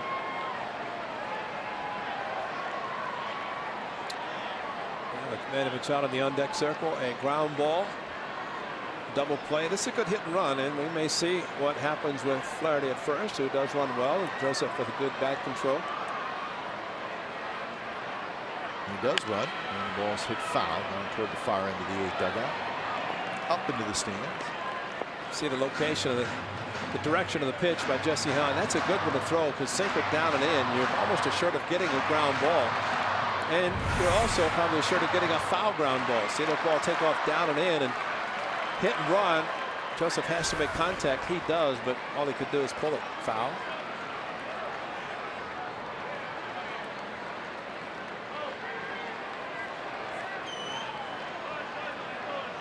If Flaherty runs again.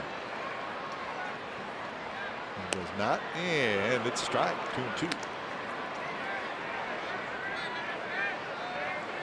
You want to run on an off-speed pitch, right? Yeah, this would have been a good one. Curveball that broke sharply, and again, Mike Everett not making the immediate call, and really not bad with the 12-6 curveball by Jesse Hahn not to give up and call it a ball before it breaks in the strike zone. A little full count. Jesse Hahn now at 91 pitches. He has not struck anybody out. He's walked 3. So here's the time to do it. Strike him out, throw him out. Unless Manny, Buck Shoulder wants Manny Machado to hit, so he might not send Flaherty. Jesse being a ground ball pitcher, you figure Flaherty's going to be running. And he goes, and the pitch is inside. He walked him. Well, you could see the finish by Jesse Hahn. He knew once he made the pitch out of the strike zone that was going to be it, and Fernando Rodriguez is going to be brought in. So to the bullpen when it's time for change. The Expedia Oil Change and Auto Service. It's your oil change, tune-up, and brake expert. Francisco Rodriguez coming in, and Jesse Hahn done after 5 1/3.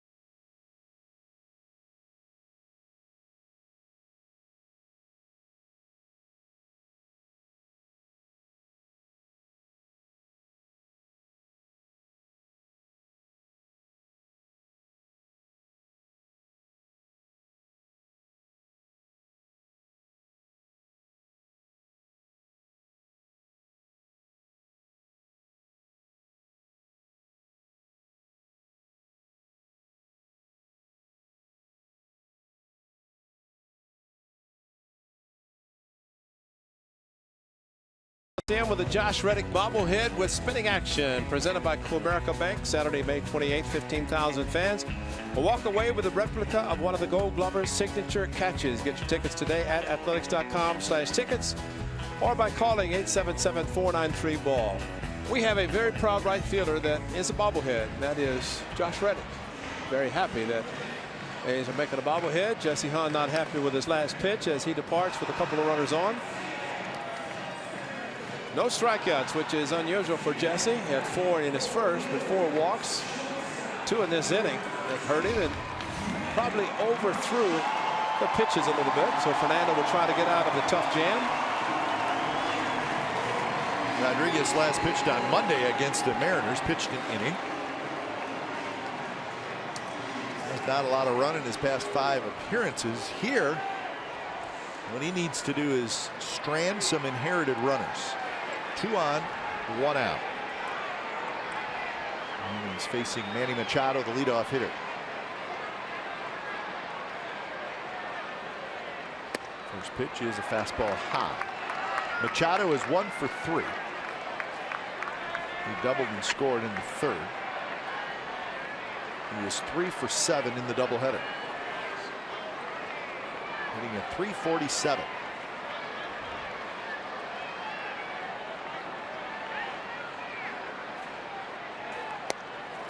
There's a strike outside. Great cut fastball. Perfectly thrown. Good thing about Fernando, this cutter has really helped him, and right over the top. And perfectly thrown to the outside corner.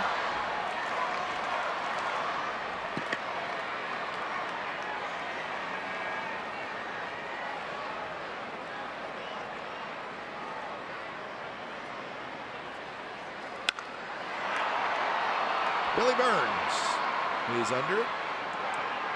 Burns has got it. And Flaherty bluffs tagging. So big out there. How is Fernando Rodriguez as far as stranding runners? Pretty darn good. 7 for 7. So keep that in mind, Ray. The average in the American League is 71%. So figure 7 out of 10. Stranding inherited runners. Well, the A's have so few that have scored anyway, but the whole bullpen has been great. But I just thinking, Cap, he throws a first pitch fastball, it's high. Then it comes back with back-to-back cutters, which forces him to get down and extend, and he made 2 perfect pitches to the outside part of the plate against a very good hitter.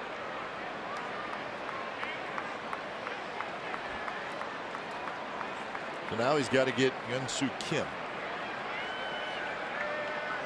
Kim is 1 for 3. One of his outs was a ground out. It produced a run.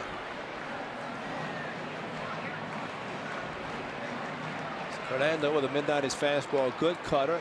Throw up the Uncle Charlie curveball, and he's thrown all 3 pitches.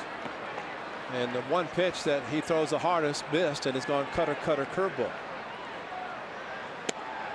And a fastball, a little bit inside.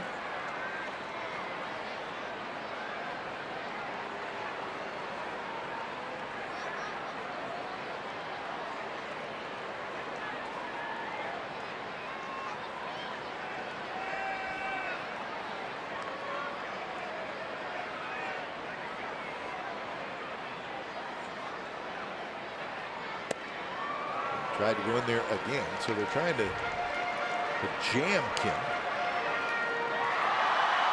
And you saw with Jesse Hahn pitching the fastball outside, he hit up the middle for a base hit. Also rolled over the ground ball back in the 3rd to drive in a run.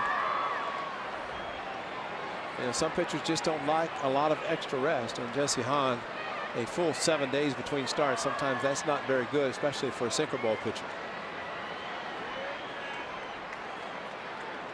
So the count sitting at 2-1.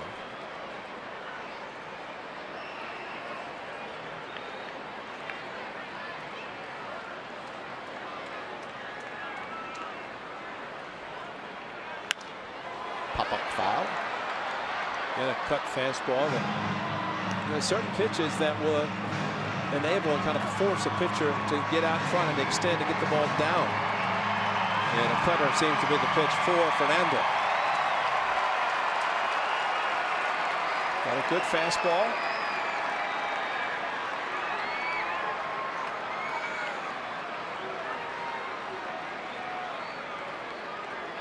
We'll see what Rodriguez throws on 2-2. That one popped up, and that should do it. So a nice job by Rodriguez. He strands a couple of runners, and we are moving on to inning number 7.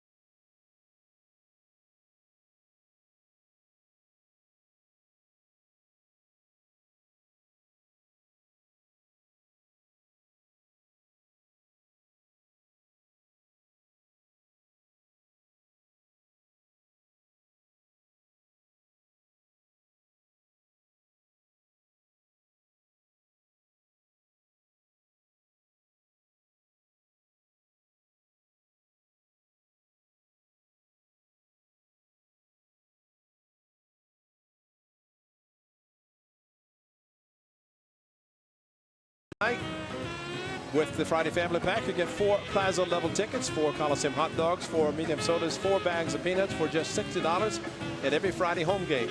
Not just any park, the D Park. That's the Coliseum. Buy now at athletics.com/family pack.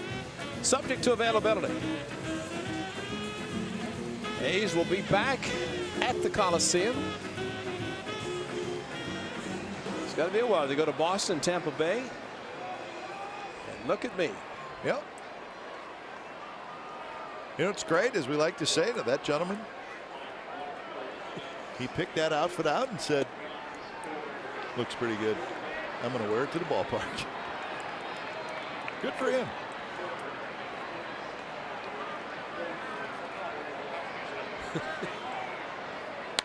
Fegley on a diving play by Davis, throws to Ubaldo Jimenez. Nice play all around.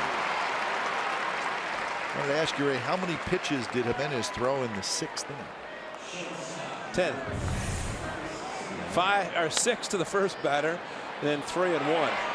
Nice play going to his right, almost threw behind Jimenez. But the amazing thing is Coughlin had a good at bat, seeing 6 pitches, but then Butler 0-2 and Alonso swinging at the first pitch. And this is after the A's scored 2, and that's what you're alluding to, 2 in the 5th inning, and then very quickly Jimenez got back in the dugout after just 10 pitches. Well, I mean, we've seen Ubaldo Jimenez a fair amount, and this may be the best he's ever pitched against the A's. Well, you're right, because looking back a couple of years ago, he had back-to-back games at 5 walks. Yeah. Tough time throwing strikes, and again, a lot of that is because of the moving parts, and we have seen it in his windup tonight. But when he winds up, his right arm just goes back behind, and I watch his right arm. And then right over the top, and if he's in the strike zone, he can be tough to hit. But you really have to pay attention, because as he takes the leg back, the ball over the head, and then drops the arm down and kind of wraps it a couple of times before he delivers the pitch. So Simeon is aboard. So just 82 pitches for Ubaldo Jimenez.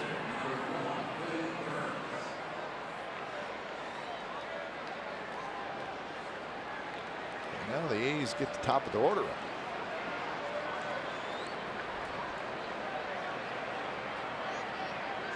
Billy Burns has got 2 hits. One of them a bunt single. So he's got a bunt single and an infield hit. Well, you look at the infield. Granted, they're playing for a double play up the middle, but at third base, Flaherty on the grass in front of the bag. So all Billy has to do is hit the ball hard on the ground. Take your chances at that point. Try to miss one of the infielders.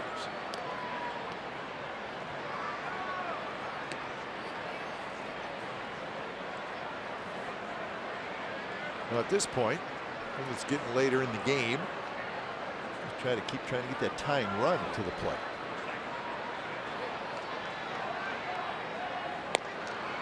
Strike called. 1-1. Burns showed bunt. Well, you look at this game and remember the unearned run that scored as a result of the one error the A's have made tonight. And also Manny Machado robbing, actually Reddy got an infield hit, 1 run scored, but if the ball gets through, 2 runs score. And there's your difference, 2 runs right there.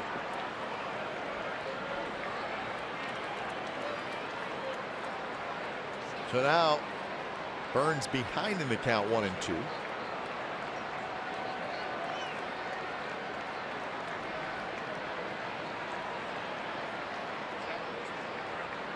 Outfield very shallow. Tap slowly to second. Scope has it. Tag, and they got him. They're calling him out at second base, and a very close play at first. Everybody may want to take a look at this, including the A's. And Billy Burns taking his gloves off, so he must have been out. Well, they're saying he ran out of the baseline there. And then jumped to the bag and probably out at first as well. So that's a tough man to double up, and the Orioles just did it. 4-3 double play, and the A's are retired in the 7th. 7th inning stretch coming up. Baltimore 5 and the Athletics 2.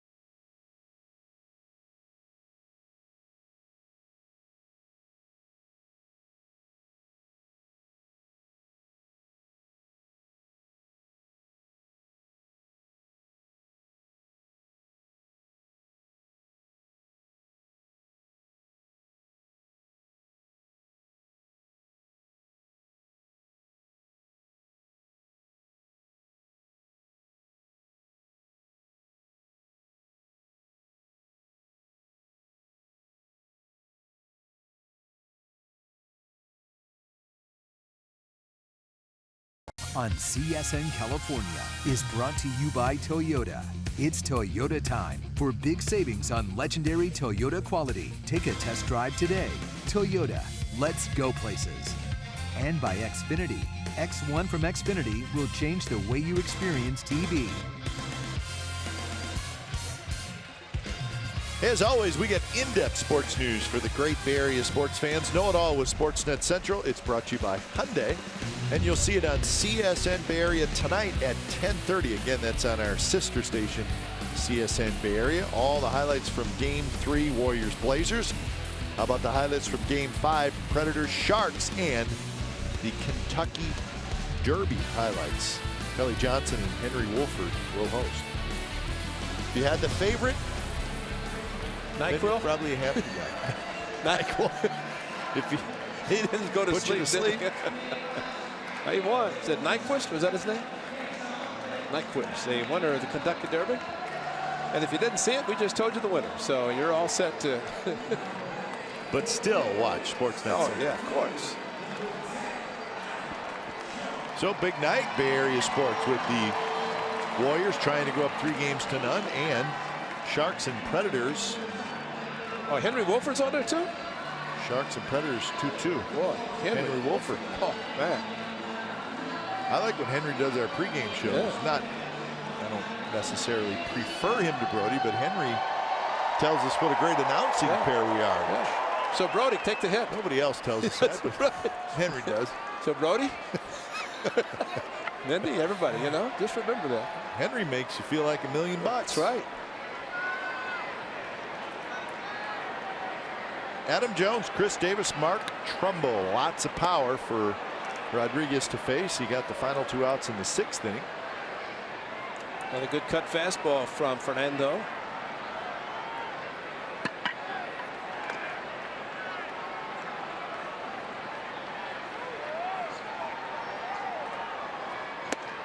Another good one.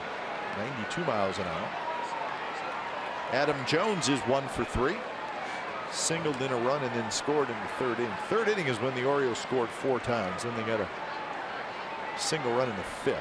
Or make that the 3rd inning is when they scored their 4 runs and then got a single run in the 4th.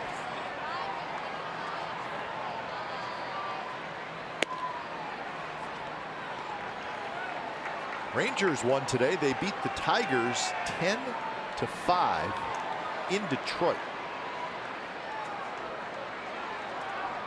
They were swinging the big bats today, the Rangers. Strike 3 called and a good pitch right at the knees. That's the first strikeout by an A's pitcher tonight. And a 2-strike fastball that Adam Jones said, what am I doing taking this pitch? Maybe he thought is too much inside for him to make the attempt to make contact. Great pitch thrown by Fernando. He's a Chris Davis fan. She's happy tonight. Davis with the 2-run homer in the 3rd.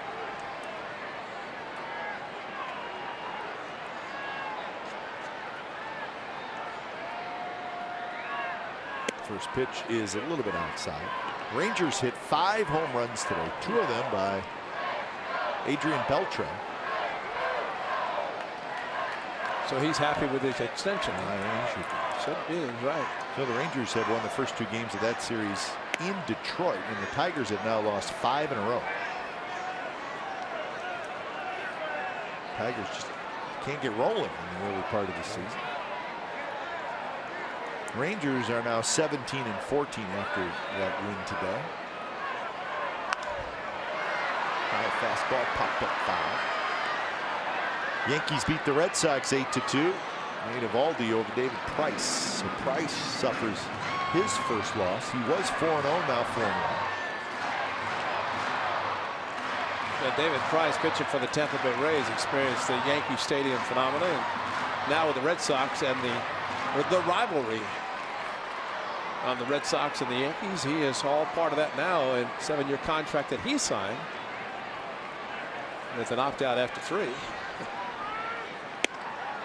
Strike 3 called. Davis knew it right on the inside corner. 2 outs here in the bottom of the 7th. Well, Fernando, after the 1 strike that Davis popped straight up, and then he could not pull the trigger. A good fastball inside part of the plate, and there you have it. He just proved it. You throw a good fastball, power hitters really are. It's tough for them to handle. He had a changeup for a 2-run home run. And the old saying about trying to get a power hitter and fooling, too many of them will take advantage of mistakes and hit them a long way, as Davis did in the 4-run 3rd inning.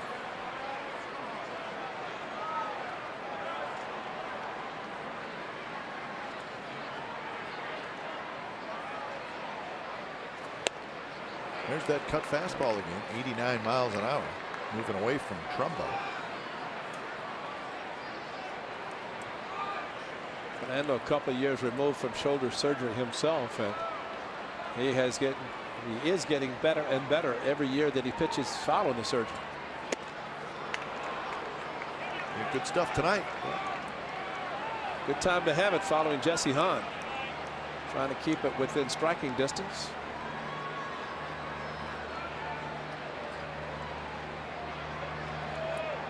Trumbo has walked, singled, grounded out. And there's the high fastball. Trumbo has chased that a little bit today, and that's a good inning. In fact, that's a very good inning by Fernando Rodriguez. He strikes out the side. Work to do for the A's. They trail 5-2.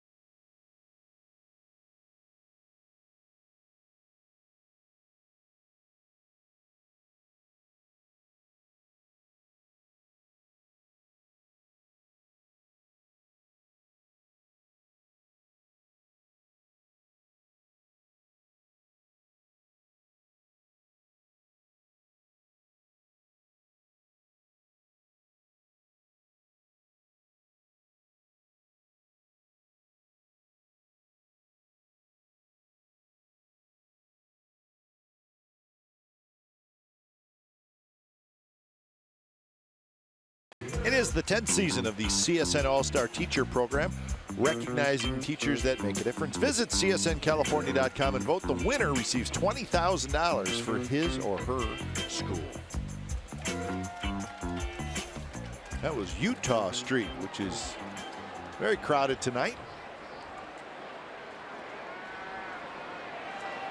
It's kind of a cool part of the ballpark. You can enter the ballpark on either end of Utah Street, which is a good idea. Joey Rickert comes over or goes in to play right field, so Trumbo is out. Trumbo made the last out there when he struck out, and he's out of the game. Now getting up, Triggs for the A's. And he was brought up the 26th player for the second game of the doubleheader. Saw him pitch in Detroit. And was sent down and sent back up and down, and he's kind of been back and forth.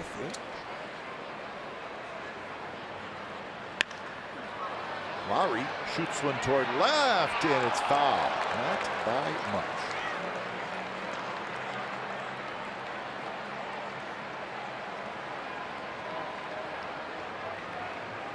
Sliced just a little bit too much for it to stay fair.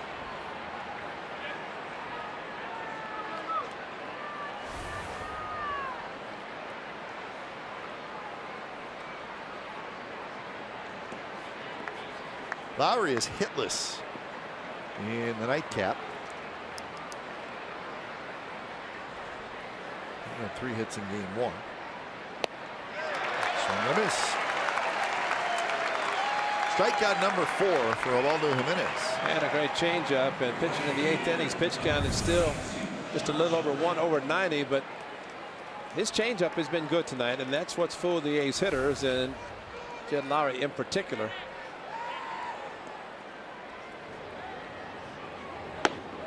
Brad Brock starts to throw. You ever had any Brock candy, that bag candy, you know, individual Long time ago.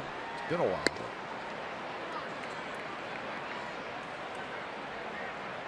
Does it have sugar in it? I'd go for some right now. Little jolt. Base hit left field. Stay hot. Reddick, my oh my, 7 hits in the doubleheader. In another opposite field, he went that way his last at bat when Machado almost, well, he kept the ball from going to the outfield. That would have been a thing of beauty to get it to left field. This one does. He just stayed back. Look at the sinker going away from him, and Josh Reddick stayed on it. A great night, and you look at his hits: 1 to center, 1 to right, and then 2 to left, and he'll take it. 5th career 4-hit game.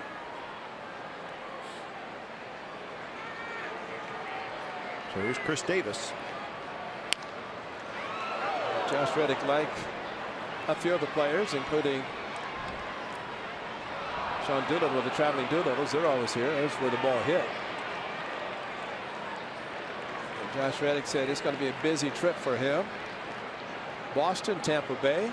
He's got family here, so they're getting to see a lot of production from Josh. 0-2 now to Chris Davis. So Reddick is 7 for 9 so far in the doubleheader. Chris Davis is 0 for 8. Again, Josh is enough of a stat man. He knows, he said, it's the park. He loves hitting here in Baltimore. Strike 3 called. So Chris Davis is called out on strikes. So his tough day continues. 2 outs here in the top of the 8th. And you watch a ball come back to the outside part of the plate, pulled the string, and just floated back like a screwball. But a changeup. I don't think that's a strike. I kind of agree that what we have seen tonight, some delay. And the one thing you don't want to see are delayed calls. Stephen Vogt coming in from the bullpen where he had been resting, but maybe called upon the pinch hit. First pitch to Coghlan inside. Coghlan has hit a fly ball to center. He has struck out. He has grounded to short. 0 for 3.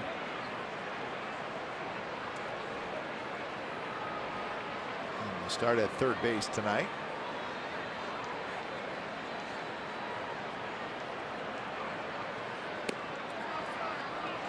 White Sox and Chris Sale is trying to go to 7-0 tonight. Sale and the White Sox leading the Twins 3-2 in the bottom of the 7th in Chicago, and Sale is still out there. 7-0. He's not there yet, but he's got a shot. Clayton Kershaw beat the Blue Jays today in Toronto. First time the Dodgers had been to Toronto. Is it really? I think so. I think I heard the bus driver as we were going to the park talking to Mickey and saying that the Dodgers had sent a guy during the offseason to advance going into Toronto, figuring they were going to stay. So maybe when it sounded like that they had not been there, maybe had a while. I mean, interleague play you figure they would have, but I'm sure it was rocking the day with Clayton Kershaw pitching, whether that was the first time or not. So 3-2, and the crowd today, or tonight, 29,862, and they're making some noise. Ubaldo Jimenez has been very good tonight. He's trying to get his team through 8 innings. It's a fastball. And there it is, and it's hit foul. Very simple signs by Caleb Joseph behind the plate without a runner at second. Put down the old index finger and go for it.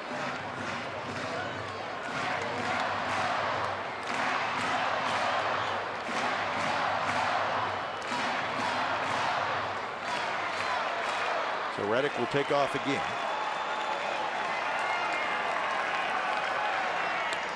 Just got a piece of it. Went with the off-speed pitch that time.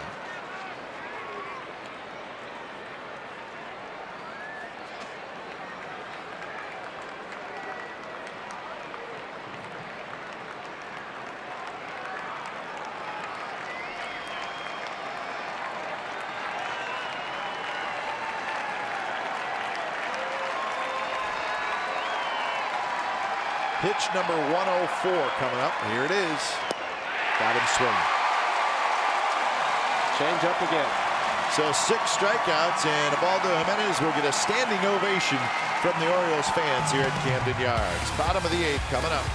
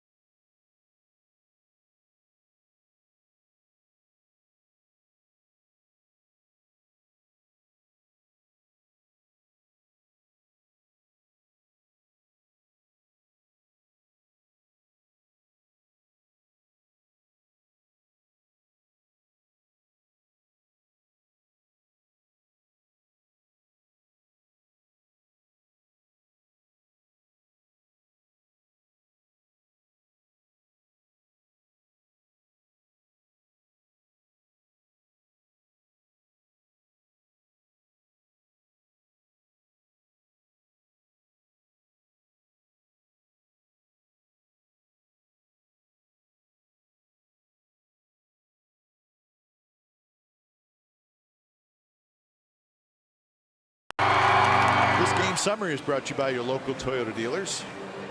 2-9-1 for the A's, 5-8-0 for the Orioles. A 4-run 3rd inning is the difference in the game so far. Jesse Hahn not sharp tonight. Ubaldo Jimenez, on the other hand, was very sharp. 6 strikeouts in 8 innings. Josh Reddick has had a big day. 3 hits in game 1 of the doubleheader. 4 hits tonight.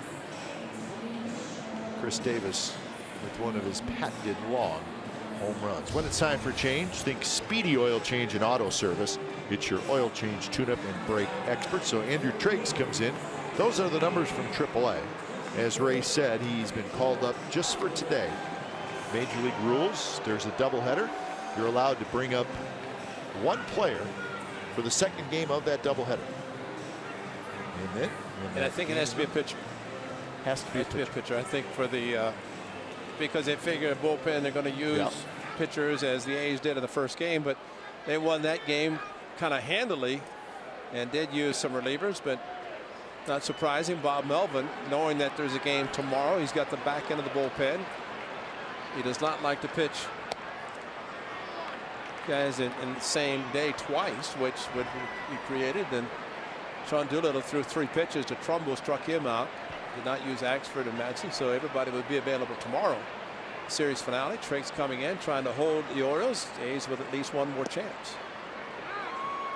You know, Bob Melvin's good, Kipe, about, and we've seen it where the guy's called up, finds a way to put him in the game. Why not? You know, and he made the trip here, might as well give him a chance to get in the game. Arnold Leon saw that in Anaheim when everybody thought he was going to be staying with the club. Only Melvin knew that he was going to be going back to AAA, so he put him in the game and got his feet wet. That's the Orioles closer, Zach Britton.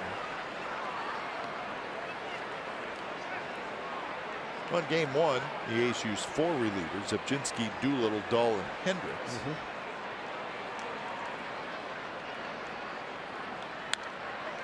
So even 1 inning from Triggs here can help you. Absolutely. And that's, A's essentially have 8 guys in the bullpen thanks to the new rule, IB rule, to allow a reliever to be brought up. And you know it's so infrequent because there are no doubleheaders that are scheduled. Exactly. You know, it's only the makeups. In this case, a day-night, and even these had been non-existent for a long time. In Detroit, made his debut. He had a bunch of people there. They came in late, but he got a seam, throw the good sinker inside.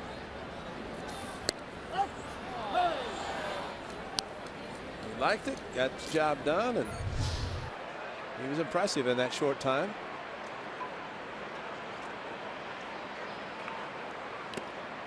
And he gets Alvarez to chase a pitch down and away.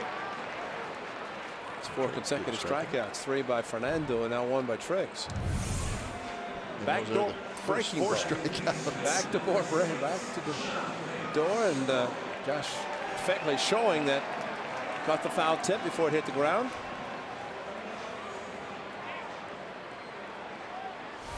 Yes, he did. So with 1 out, Scope steps in.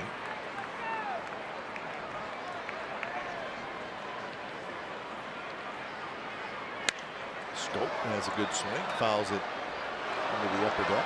You're talking about the Cubs doing so well at Wrigley, and the White Sox on the south side. They're both playing at home. And I read that for the first time in the history of baseball, you had one city hosting 4 division leaders. That was on Thursday when the Cubs and Nationals were playing, and the Red Sox and the White Sox. And they're all leading the division at that time.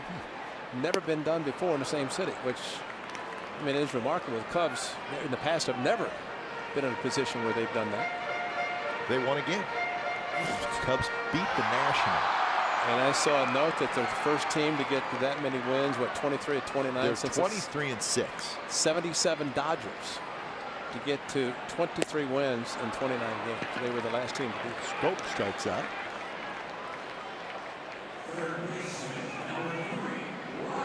So another strikeout. That's 5 Ks in a row. Jake Arrieta pitches tomorrow. Well, the big sweeping breaking ball from Triggs, and that's 5 in a row by the A's relievers. Keep it going and have a big 9th inning. Here's Flaherty.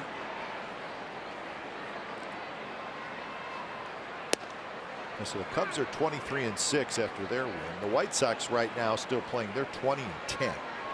So the White Sox have the best record in the American League. Cubs the best record in the National League. They'll have their inter-city rivalry coming up this summer. That should be a lot of fun on both north and south side. Well, and I think it's the way the A's and Giants are doing it this year, where it's a 4-game series. 2 here, 2 there.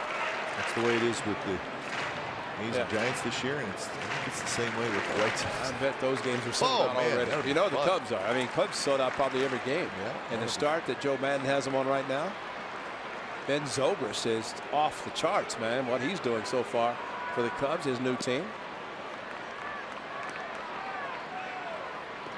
A 3-run home run yesterday against Scherzer. It was yesterday, the day before, I don't know, but he's hitting well. The A's and Giants will play June 27th through the 30th. Foul straight back.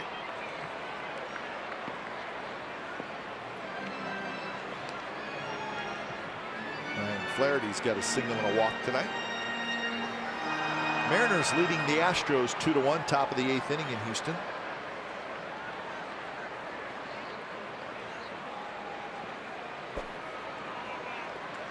Mariners trying to hold on to first place.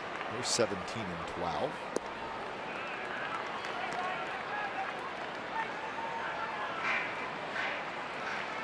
Probably still a little early to look at the standings. I think they give teams 40 or 50 games before you really kind of pay attention to the standings. Any team, you don't want to get too far back. That's the key, and A's are in that position right now. Good pitch there and a good inning, and how about that? Treggs is heading for the Orioles dugout, but that's okay because he just struck out the side. Nice job, kid. Struck out the side. We'll forget about that other thing.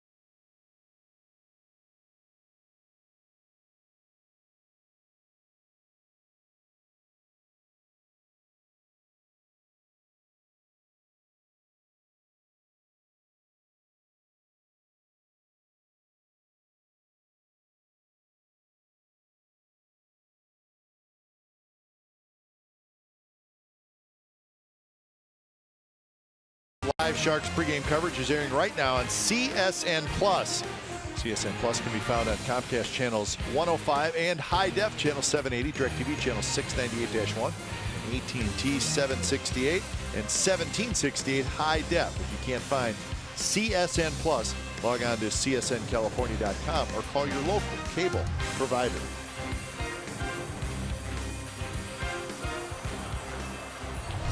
So Sharks and the Predators coming up. Also the Warriors and the Blazers. Busy night. So it's the closer for the Orioles. Zach Britton comes in. Britton's got nasty stuff as he faces Butler, and then you're going to have a pinch hitter, Mark Canha. When it's time for change, think Speedy Oil Change and Auto Service, your oil change, tune-up, and brake experts. Well, he injured his ankle recently, did pitch on Thursday night, which made Buck Showalter happy. That's just a nasty sinker. I mean, that's a 96 sinker, and he throws 2 pitches. Fastball to curveball, but the sinker is unhittable. I mean, you look at the belt, this is 96, and it goes straight down. What is that pitch? Sinker. Sinking fastball at 96. It was a fastball and a curve. Why would he throw anything else after throwing that? Butler just got a piece of it. Zach Britton is 28 years old. Well, you think in baseball in general, you find very few left-handed closers. Yeah, the great Billy Wagner, you know, immediately comes to mind. But around baseball right now, there's really not that many. Sean Doolittle with the A's. Britton, but well, Andrew Miller. They're just not a lot. Remember, Ray, we were talking about Brian Mattis. Yeah. He pitched in Game 1. And he started out as a starter and then went to the bullpen. Same thing with Zach Britton. That's right. When Zach Britton came up, he was a starter. In fact, he made 28 starts for Baltimore in 2011 and won 11 games. But a couple years ago, they made him the closer, and he has been terrific.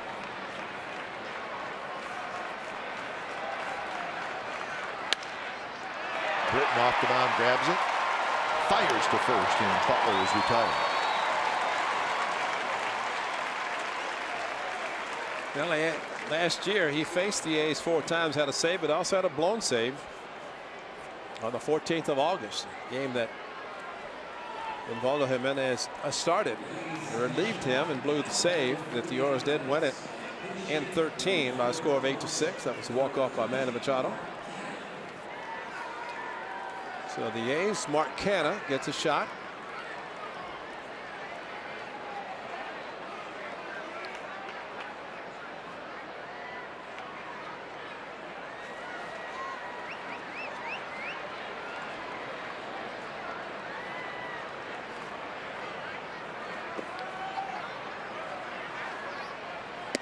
First pitch to Canha. Pinch hitting for Alonso is high. So Osvaldo Jimenez goes 8 innings, 9 hits, 2 runs, a walk, and 6 strikeouts. So a very good performance by the veteran right-hander.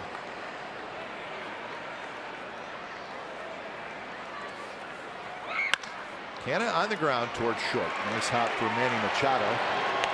Canha is out. 2 away here in the 9th inning.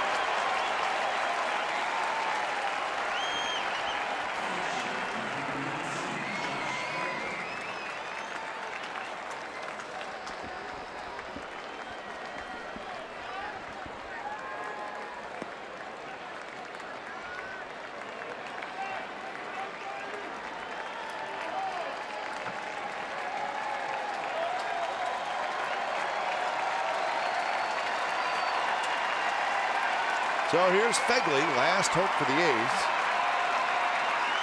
First pitch is a little low, 96 miles an hour.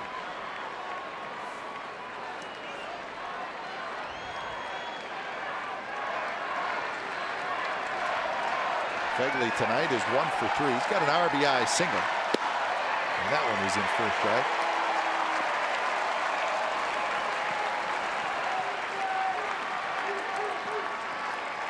One and 3 the record for Jimenez. He has a chance to go to 2 and 3 if Britton can get the 3rd out. And now it's 1 and 2. It's amazing that Britton can have that amount of velocity and still get such sink on the ball. It almost looks like a split fingerprint. Yeah, exactly. But it's not. 96 units. Wow. That is throwing very hard, and you can imagine as a hitter, you see what you think is a good pitch to hit, and then all of a sudden it disappears. And there it is. It's in the dirt. Fegley swings and misses. Throw to first. And that's the ball game.